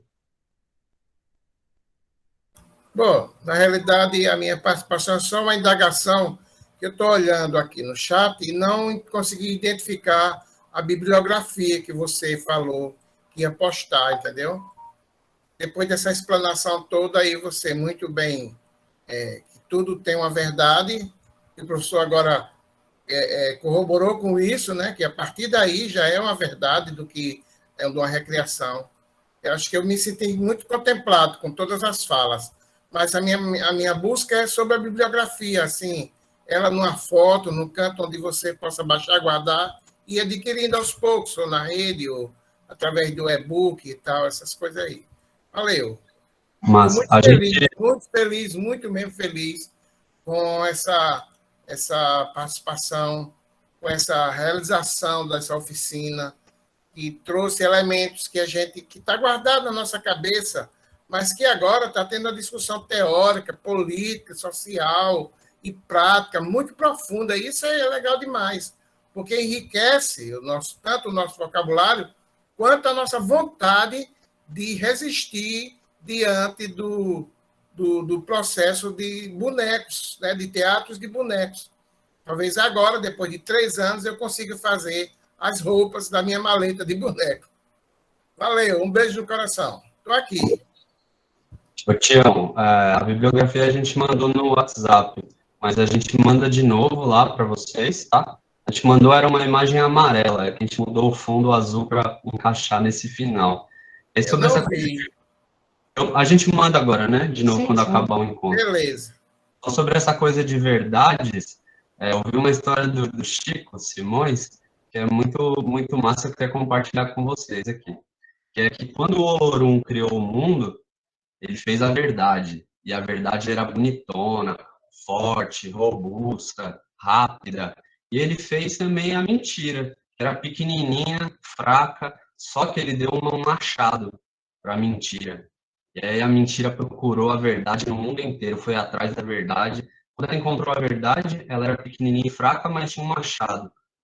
Cortou a cabeça da verdade. A cabeça da verdade caiu, ela cortou a própria cabeça, caiu a cabeça da mentira. A mentira foi, pegou a cabeça da verdade e colocou em si. A verdade ficou sem cabeça, tinha aquela cabeça ali da mentira no chão, pegou a cabeça da mentira e colocou na verdade. E aí, depois desse dia, toda verdade tem um pouco de mentira e toda mentira tem um pouco de verdade. Vai, Edvaldo. Tá valendo, tá valendo.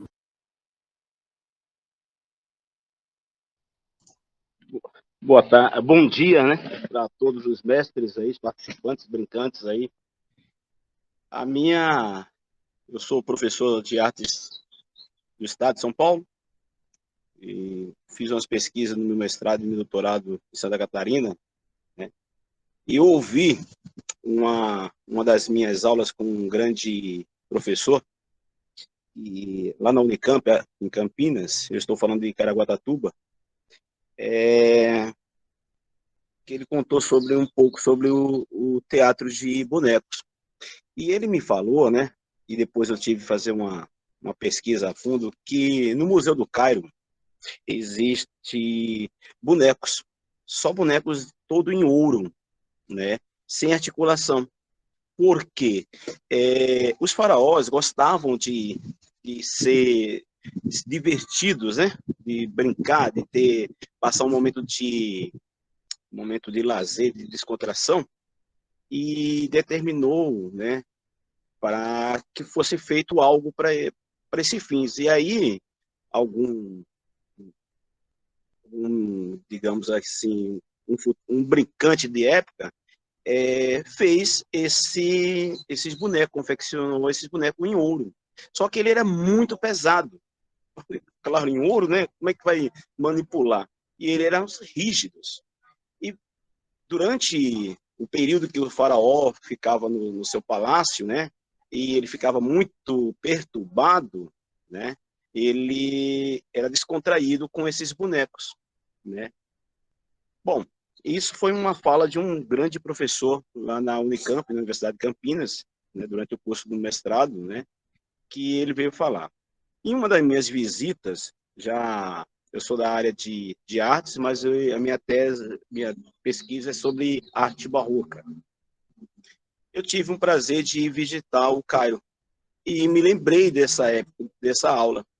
E, por incrível que pareça, existem 5 bonecos, todo em ouro, maciço, né? E ele é oco, né? Como diz, ele é oco que colocava-se o braço por inteiro.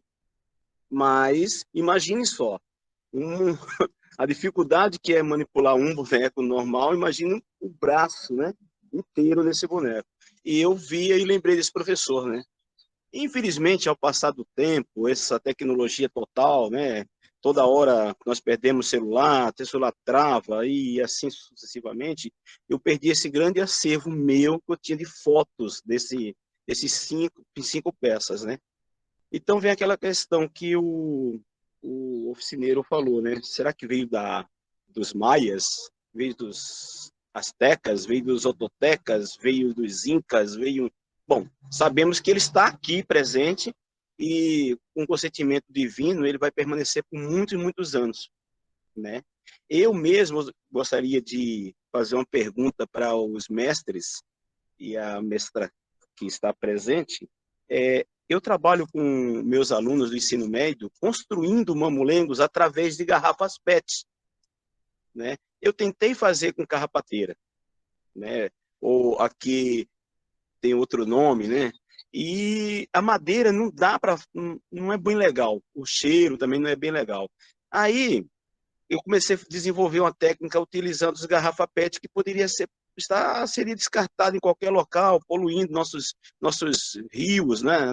Estou no litoral hoje, poluindo nossos mar, né? na minha costa inteira. E aí foi muito bacana. Se os oficineiros permitirem, eu posso até postar lá no grupo do WhatsApp algumas construções desse... Não se preocupe com a imagem dos alunos, porque eles assinam um termo, né? Os pais assinam um termo que pode ser divulgado a imagem deles, tá? E eles constroem, e o mais interessante é que eu ouvi durante essa semana algum mestre falar que ele tem a alma, né? O boneco em si, ele tem a alma. E aí, observando os alunos, eles passam aquela energia dele, do aluno, do humano, para construções do boneco em si. E isso eu fiquei olhando, observando assim, falei, cara, esses caras, eles pegaram o sentido da coisa mesmo. Foram trabalhar, um programa da secretaria que fala de bonecos, de teatros e bonecos, e eles colocaram em prática tudo aquilo que foi passado, que eu passei para ele, dei o norte, apontei, e eles construíram os próprios bonecos, né? Com empapelamento, usando o resto de tecidos, muitos pegaram chitas, né? Eu fui falar sobre a chita, que chita bacana, né? Uma exposição do Sesc trouxe isso, aí eles foram ver, E por incrível que pareça, até um garoto que ele era super tímido, né? Até para ele conversar com outro garoto, ele era tímido. E ele falou assim: ô, professor, fala, meu rei, eu posso ser o Barão? Eu falei: era um boneco negro, né, com a barba branca, uma coisa maravilhosa. Pode ser. E ele colocou uma voz, deu uma vida naquele personagem, que eu falei que a escola, né, foram 5 salas e mais o corpo de gestão, ficou impressionado, porque ele não falava. De repente ele... É tanto que depois ele voltou para a casa dele, falou para o pai, numa reunião de pais e mestres, o pai queria fotografar o boneco que o filho fez. Olha que interessante isso aí. Então eu acredito e desejo que todos não deixem essa cultura parar. Ela pode até se transformar, né? Já visto que eu faço de garrafa PET, não tenho um murugum aqui para fazer, então a gente tem que dar um jeito. Só que esse jeito tem que ser feito de uma maneira espontânea, uma maneira assim, respeitando. Eu peguei eu sou católico apostólico romano, né? E eu escutei a fala da mestra de ontem e me benzendo para apresentar. Eu faço isso também, mesmo de frente dos meus alunos, eles ficaram assim, eu falei: eu estou pedindo permissão para que eu consiga manipular, dar vida a um ser. E é um ser muito importante tanto para a nossa aprendizagem, né, quanto para levar ao conhecimento daqueles que ainda não têm. Tá? Desde já eu agradeço, vibrante, emano muitas vibrações para todos os mestres, os brincantes presentes aqui. Desde já eu agradeço teu dito. Muito obrigado. E fiquem todos com o divino. Valeu, Divaldo. Bela camisa do Homem da Meia-Noite. Nosso Calunga aqui. Do Adolfinho, né? Adolfinho é meu primo, então estamos sempre juntos aí no sábado à noite aí. Depois que eu brinco no meu Calunga, do coração, acabou para mim o carnaval. Valeu, Henrique, agora. Deixa eu mostrar rapidinho um boneco, que ele foi feito de reciclagem também. É uns tubos, mas veja, esse boneco é do mestre Assis Calisto, do Coco de Arco Verde. Ele é bonequeiro também. Esse é outro gênio também. Olha aqui, quando eu me deparei com esse boneco no ateliê dele, eu fiquei encantada. É um janeiro, vê? Então, ele foi genial nesse janeiro, porque ele botou um tubo dentro do outro, uma corda no maior, e aqui em cima a cabecinha, e ele sobe com a cordinha. Então, é muito fácil, dá para fazer com criança. Aqui é uma garrafinha que ele fez o chapéu, cabecinha não sei do que é, mas é uma bolinha assim que ele colou. Não é fácil de fazer, e dá para falar sobre esse personagem aí tão importante que é o Janeiro. Vai, Henrique. Eu vou fazer uma pergunta muito rápida, muito ignorante, e peço desculpas que eu não entendo praticamente nada de mamulengo. Mas eu sou do Rio de Janeiro, da cidade, e a minha pergunta se existem grupos mamulengueiros na cidade e no estado, especialmente considerando o fato de que o estado do Rio de Janeiro e a cidade é caudatária de uma forte tradição cultural afro, né? Então, o que vocês sabem, até para que eu possa entrar em contato aqui no Rio? Obrigado. Então, Henrique, a gente tem a Maria Madeira e o Sandro Roberto. Eles são da universidade, né? Da UFRJ? Não sei dizer. Eu não tenho certeza, mas eles são brincantes daí. Maria Madeira viveu aqui em Olinda há muito tempo, trabalha no museu. Foi educadora do museu daqui de Olinda. Mas eles estão nas redes sociais. Se você colocar Maria Madeira, você vai achar. E o Sandro é pernambucano que vive aí no Rio de Janeiro. Eles são um casal, né? Sim. É Sandro o quê? Sandro Roberto. Acho que... Tá bom. Eles são daí de Pernambuco ou Maranhão? O Sandro é pernambucano, a Maria Madeira eu acho que é carioca. Acho. Agora, quer dizer, eles trouxeram do Nordeste para o Rio, pelo que vocês estão apontando. Quer dizer, esse teatro Mamulengos e por toda a apresentação de vocês que vocês fizeram, ele está bastante concentrado no Nordeste brasileiro. Tem uma fuga ali para o Distrito Federal, que provavelmente é exportado do Nordeste para o Distrito Federal, na época da construção de Brasília, essas coisas assim. Confere isso que eu estou falando? A gente tem grupos no Sul também, mas que são de mamulengo, que bebem nessa fonte tradicional do Nordeste. Sim. Aí, como a gente disse, né, o Danilo Cavalcante, o Mestre Valdec, que estão em São Paulo, são pernambucanos, né? E aí você já tem novos brincantes também que vão sendo influenciados por essas pessoas, né?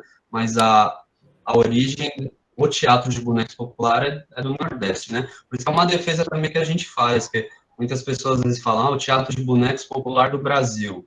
Tá bom, é do Brasil, mas antes de ser do Brasil é do Nordeste. Do mesmo jeito que antes de ser do Nordeste, o mamulengo é pernambucano, né? O babau é paraibano, o João Redondo é do Rio Grande do Norte. Então ele é popular do Brasil porque o Nordeste, territorialmente, disseram que é dentro do Brasil. Do mesmo jeito que dá pra gente chamar de teatro de boneco popular da América do Sul, ou de teatro de boneco popular da América, ou de teatro de boneco popular do mundo, né? A gente defende que ele é do Nordeste. Esse nome brasileiro, né, acho que ele leva em conta a tradição dos outros tantos povos, né? Então, de fato, ele é brasileiro em relação aos outros países, assim, né? Mas ele é nordestino antes de tudo, porque versa sobre o Nordeste, né? Sobre esse povo, né? Eu acho que é uma importância política, assim, né? Eu não sou nordestino, né? Vocês perceberam pelo meu sotaque de paulistano, né, meu? Mas eu acho muito importante a gente bater bater forte nisso, que é o teatro de bonecos popular. Claro que cada um com as suas especificidades nos seus estados, né? Até porque também não se... fronteira é uma coisa inventada pelo homem, né? Tipo, ali onde a Paraíba vira Pernambuco é uma invenção. Tanto que o Pedro Luiz, que estava aqui alguns dias com a gente, que é o Babalengo, a brincadeira dele tem influência tanto do Pernambuco quanto da Paraíba, porque ele está ali na divisa, né? É uma coisa inventada, né? As fronteiras.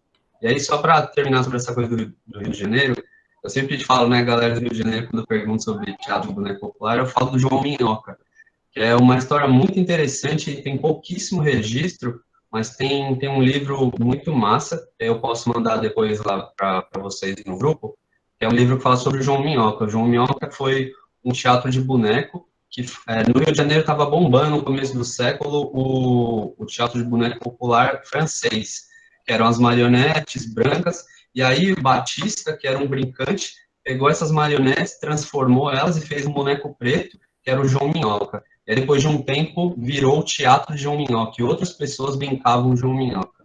Aí depois eu mando lá para vocês, é bem interessante. Mas é bem característico do Rio de Janeiro, né? Esse Batista brincou no Rio, aí depois eu mando lá. Agora, Carolzinha... Posso só pedir um rápido favor? Aquele texto da verdade é de quem que você leu? Da verdade... Então, é uma história que o Chico Simões conta, né? Vocês que contam? Não, Chico Simões. Ok. Mas é uma história africana, né? O Olorum, da criação do mundo, né? Eu acho que tem livro dele. Ó, tem um livro ilustrado que ele lançou há pouquíssimo tempo, que é sobre a origem do teatro de boneco popular, aqui do Nordeste, e inclusive é aquela versão do Tião, que criou o Patrão e bateu, que era a versão do Ginu. E aí o Chico pega essa hipótese, dá uma romantizada, assim, dá uma criação literária ali em cima dela, e ele coloca essa história do Olorum como uma introdução na contação de história que ele faz. Aí depois a gente manda para vocês também esses livros. E aí, já que a gente falou de livro, Carolzinha, espera um pouquinho só para eu mostrar, já que a gente falou de livro, queria mostrar para vocês alguns livros ilustrados, né? Que a gente viu que aqui tem bastante educador, bastante educadora, e mesmo quem não é formado, sempre é educador e educadora, né? Porque está sempre nessa relação. Eu queria mostrar alguns livros ilustrados para vocês sobre mamulengo. Esse aqui é um boneco chamado Mamulengo, que é da Graça Freitas, que é uma brincante lá do Ceará. Esse daqui é o Cassimiro Coco e a Princesa de Jeri, lá do Ceará também. Ângela Escudeiro. Da Ângela Escudeiro. E aí, esses outros dois, que é O Reino do Mamulengo, que é da Estela Barbieri, que é de São Paulo. E esse aqui, que é o meu favorito, que é O Rei do Mamulengo. Esse que é muito legal. Ele pega também, ele bebe bastante no Hermilo Borba Filho, ele vai fazer uma história a partir dessas hipóteses também, a partir de algumas coisas que o Hermilo conta. E aí, tanto que ele chama o mestre daqui, chama Perfumado, que é uma homenagem ao mestre cheiroso, né? É um livro bem bonito, assim. Aí depois a gente pode fotografar e mandar para vocês as capas lá no grupo. É bem massa para começar um trabalho com molecada, né? Em escola ou fora da escola. Então agora a Carolzinha não quer falar, que pena, Carolzinha, queria tanto ouvir Só você. deixa eu dar uma dica para o Henrique, Lourdes aqui. Tem o Jorge Gonzaga também, é um brincante do Rio. Ele mora em Volta Redonda um tempo e um tempo no centro do Rio. Ele é um cara bem bacana, bem disponível. Você acha ele no Face? É Bolzaga? Eu vou pôr lá no grupo o nome dele. Desculpa. Jorge Gonzaga. Mas é com D de boi? É Jorge Gonzaga. É Gonzaga ou Bolzada? Isso que eu não entendi. Gonzaga, igual o rei do Baião. Beleza. Obrigado. Então agora tem o Nazareno e o Marcondes, aí depois a gente encerra, tá, pessoal? Porque já tá quase meio-dia de novo. Cada dia a gente foi ficando maior. Primeiro encontro tem 55 minutos, aí vai 1h30, 1h40, 2 horas, hoje a gente vai passar. Aí a gente divulga depois, a gente coloca depois a lista de presença, e aí nessa lista de presença de hoje, a gente vai pedir por gentileza para vocês, se vocês puderem e toparem, né, escreverem no último item, a gente pede para fazer uma avaliação da oficina, falar o que vocês acharam, né? Isso é bem importante para a gente poder fazer o relatório final para a prefeitura, aqui, para a prefeitura lançar novos editais para muitas oficinas sobre Mamulengo e teatro de boneco popular. Nazareno, depois Marcondes. Bom dia, pessoal. Bom dia a todos e a todas. Rapaz, estou me sentindo aqui uma banda de rock que vai abrir um show para o Rolling Stone. Viu, mestre Marconi? E falar aí para você terminar, para mim, é uma maravilha. Bem, eu cheguei muito atrasado, porque o meu chefe aqui, ó, aí com a mão, cadê, ó? Me ocupou aqui, ele é o nosso secretário de Cultura em Macau, e me ocupou aqui, aí você sabe, né? Chefe é chefe. E ele gosta desse negócio. Bem, chamando, por causa do meu atraso, eu quero fazer umas pontuações bem simples em relação à origem, né? Eu escrevi lá no bate-papo que diz que eu penso que a origem é múltipla. Essa história de uma origem, uma defesa de uma origem única, cheira a nazismo, e a gente sabe o que foi que já deu, né? Cheira muito a nazismo. E eu quero parabenizar aqui logo a questão, a realização de vocês, Alan e Mariana, porque esse parabéns liga à questão da discussão da origem, porque essa oficina era uma espécie de arado, eu não sei se o termo é esse, que vai abrir os caminhos para a gente cultivar dentro do nosso pensamento como produtor, como fazedor de arte, uns caminhos que a gente possa criar um estilo nosso dentro da tradição, né? Sobre essa origem, eu me lembro, quando começou a discussão, de um texto de um professor francês, eu creio que o professor Marcondes conhece, o meu professor no curso de letras deu, quando a gente discutia de quem é isso, de quem é aquilo, quem disse isso, quem disse aquilo, e tem um teórico francês, Jean-Michel Adam, salvo engano o nome, que ele diz que só tem um discurso original, que é aquele de Adão, a primeira palavra de Adão como ser humano, aquele ser humano mítico, divino, criado.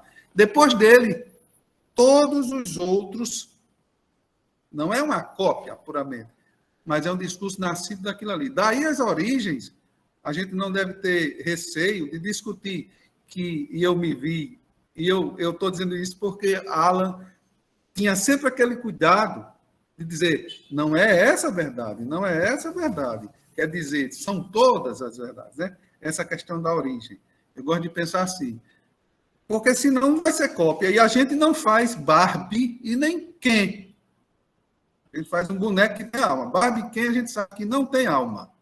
Né? Os nossos têm aquela alma que o professor lá de São Paulo, Evaldo, falou. Eu vi, assim que eu entrei, mesmo eu olhando e não pude falar, um dos slides falando sobre a utilização do boneco, salvo engano, como parte do ensino e aprendizagem. Eu entrei num curso há 2, 3 anos, eu fiz um curso aqui na Universidade Federal do Rio Grande do Norte, de cultura do Rio Grande do Norte. E eu fui para esse curso por causa de uma disciplina, que era cultura popular.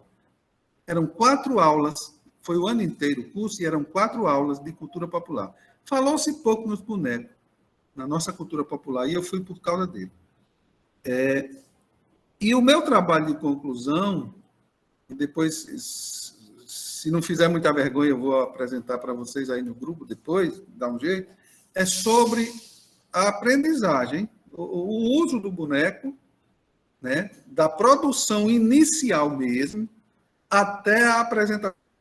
A gente fez isso, trabalhamos numa escola do estado daqui em Macau, e eu me senti muito gratificado pelo resultado, porque alguém falou aí, eu não me lembro como nem quem, sim, o professor Evaldo, que é aquela mudança de comportamento e aquela magia que se dá quando a pessoa está aprendendo algo, né? E quando você está aprendendo algo que muda, que desmonta você, por exemplo, que faz você pensar uma coisa totalmente diferente e você mergulha, é fantástico. Eu vi meus meninos produzindo a massa feita de papelão, daquelas bandejas de ovo, produzindo com a mão na massa, sem se importar. Eu me lembro que eu dizia assim, atenção, limpe as carteiras aí, limpe o chão, ninguém queria fazer. Mas no dia do boneco, todo mundo ajeitou. Fez o boneco, nós fizemos o boneco. A gente trouxe o Caçoar de Mamulengo, os 2 meninos de Currais Novos, Naldinho e Ronaldo, 2 mestres excelentes, que são meus tutores. A gente trouxe para uma oficina de manipulação, só para quem já estava iniciando, para depois a gente utilizar esse trabalho com os meninos. E fizeram, e eu, como professor de português, eu pedi que eles escrevessem, tendo como base uma piada, e eles transcrevessem, escrevessem e criassem um texto. Ficaram coisas que me dá orgulho falar hoje do que a gente conseguiu. Essa é a minha parte. E eu quero falar para o professor também, Edival, sobre o material. Ele falou em garrafa PET. Eu uso, professor, e para os demais, eu uso o papel, aquele papel de propaganda de supermercado. A cola é feita com farinha de trigo, né? Aquela receita que eu acho que quase todos sabem. Eu faço tudo com esse material. Por quê? Eu participei de 2 ou 3... realizei 3 oficinas em 3 escolas diferentes aqui, e a gente não pode usar a madeira. A madeira, o mulungu, tem algo de metafísico, eu creio, né? Para o mestre, principalmente para os mestres mais velhos. E eu sou mais novo, eu não sou mestre, claro que eu não sou mestre, eu tenho 3 anos. Mas quando eu participei das primeiras reuniões com os mestres, quando eu comecei a conversar e quando eu me atrevi a cortar o boneco, aí parece que o mulungu incorporou alguma coisa dessa metafísica que ele só serve hoje, digamos assim, para fazer o boneco. Se o boneco não for feito de mulungu, não é o boneco, eu penso. Mas claro que não é assim, né? Que o mestre Valdec já falou em Imburana, já falou nos outros materiais. Nas oficinas que eu fiz nas escolas, por conta do risco de acidente com as crianças, eu fiz com papel.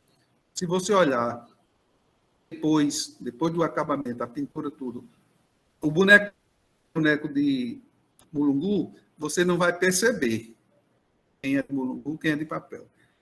Bem, dito isso, quero dizer, eu quero agradecer a minha participação, por vocês terem possibilitado a realização dessa oficina. Eu estava aqui conversando com o chefe, e eu acho que você deve estar muito feliz, porque eu estou em participar, porque esperava-se uma quantidade de pessoas e extrapolou, né?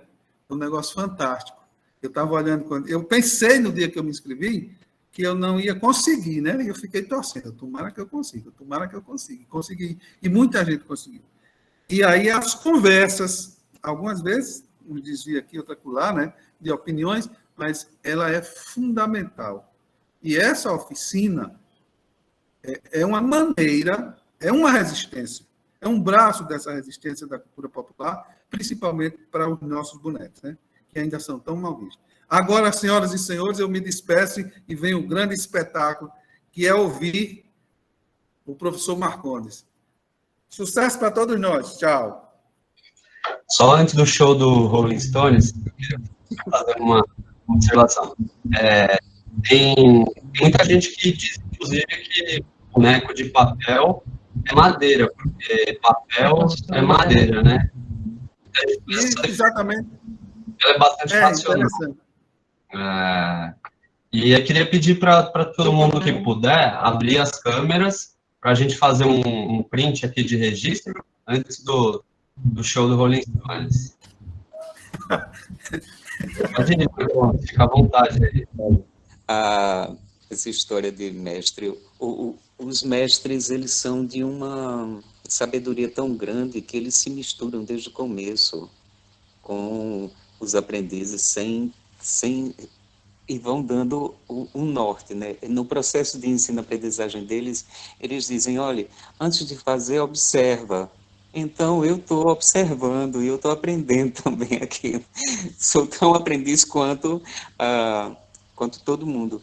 Mas, assim, só retomando duas coisinhas. Uma que é relativa a essa coisa dos materiais, é da natureza desses modos de fazer bonecos, que exista no mamulengo uma concentração numa forma tradicional do uso da madeira, porque o boneco é feito para aquilo que as coisas são para o que devem servir, né?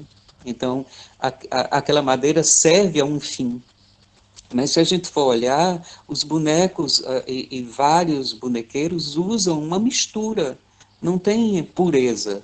A unidade, certas coisas que a gente aprende com este olhar eurocentrista, a unidade plástica, uma unidade de material, uma certa escala entre os elementos, isso os bonequeiros não estão muito interessados, não. E isso é uma liberdade que a gente deve aprender com eles. Isso não é, assim, o que é considerado errado, ou troncho, ou mal feito por várias pessoas, é o suprassumo do bem feito e do capricho dentro daquela estética, dentro daquele jogo. Não deve ser desconsiderado isso, não. Então, usar o material que tem é o que os bonequeiros fazem. Se tem madeira, usa madeira. Se faltou, eu coloco uma cabeça de uma Barbie num boneco e transformo ela e tal. Então, existe uma mistura, como existe uma mistura de técnicas. A Mariana estava aqui explicando, olha, tem luva, tem boneco de vara, tem boneco de vara com fio puxado. É uma mistura, não é uma brincadeira pura.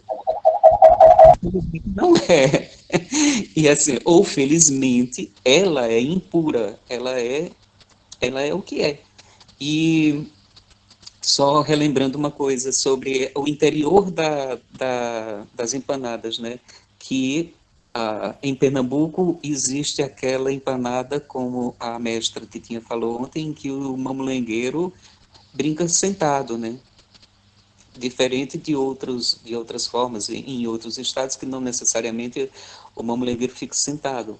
Isso é uma coisa importante também, porque parece que a gente precisa de uma liberdade enorme dentro da tenda para fazer a brincadeira e tal, e eles fazem aquilo sentado, e com uma maestria vão pegando os elementos ali para animar, e por isso que não é tão grande, né, o aparato, é reduzido.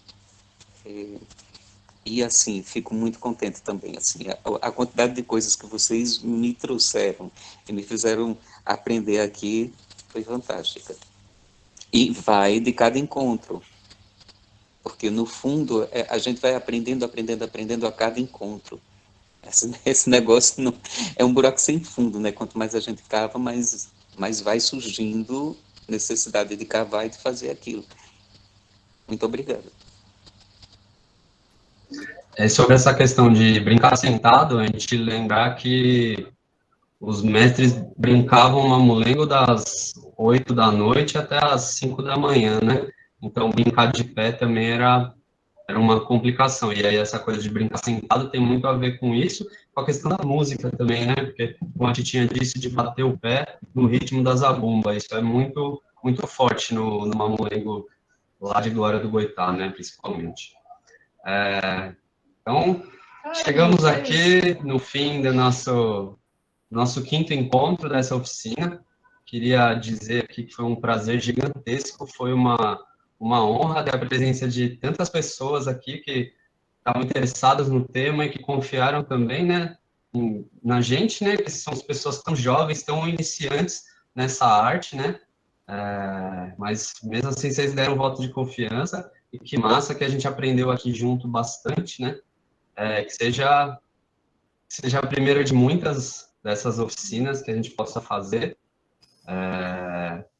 E queria dizer que essa foi a oficina Mamulengo Pernambucano, o Teatro de Bonecos Popular do Nordeste, que foi contemplada no edital número 2 de 2021 da Secretaria de Patrimônio, Cultura e Turismo do município de Olinda. É isso aí, obrigado, Agradecer pessoal. muito de coração a presença de todos vocês. Foi maravilhoso. Um beijo no coração.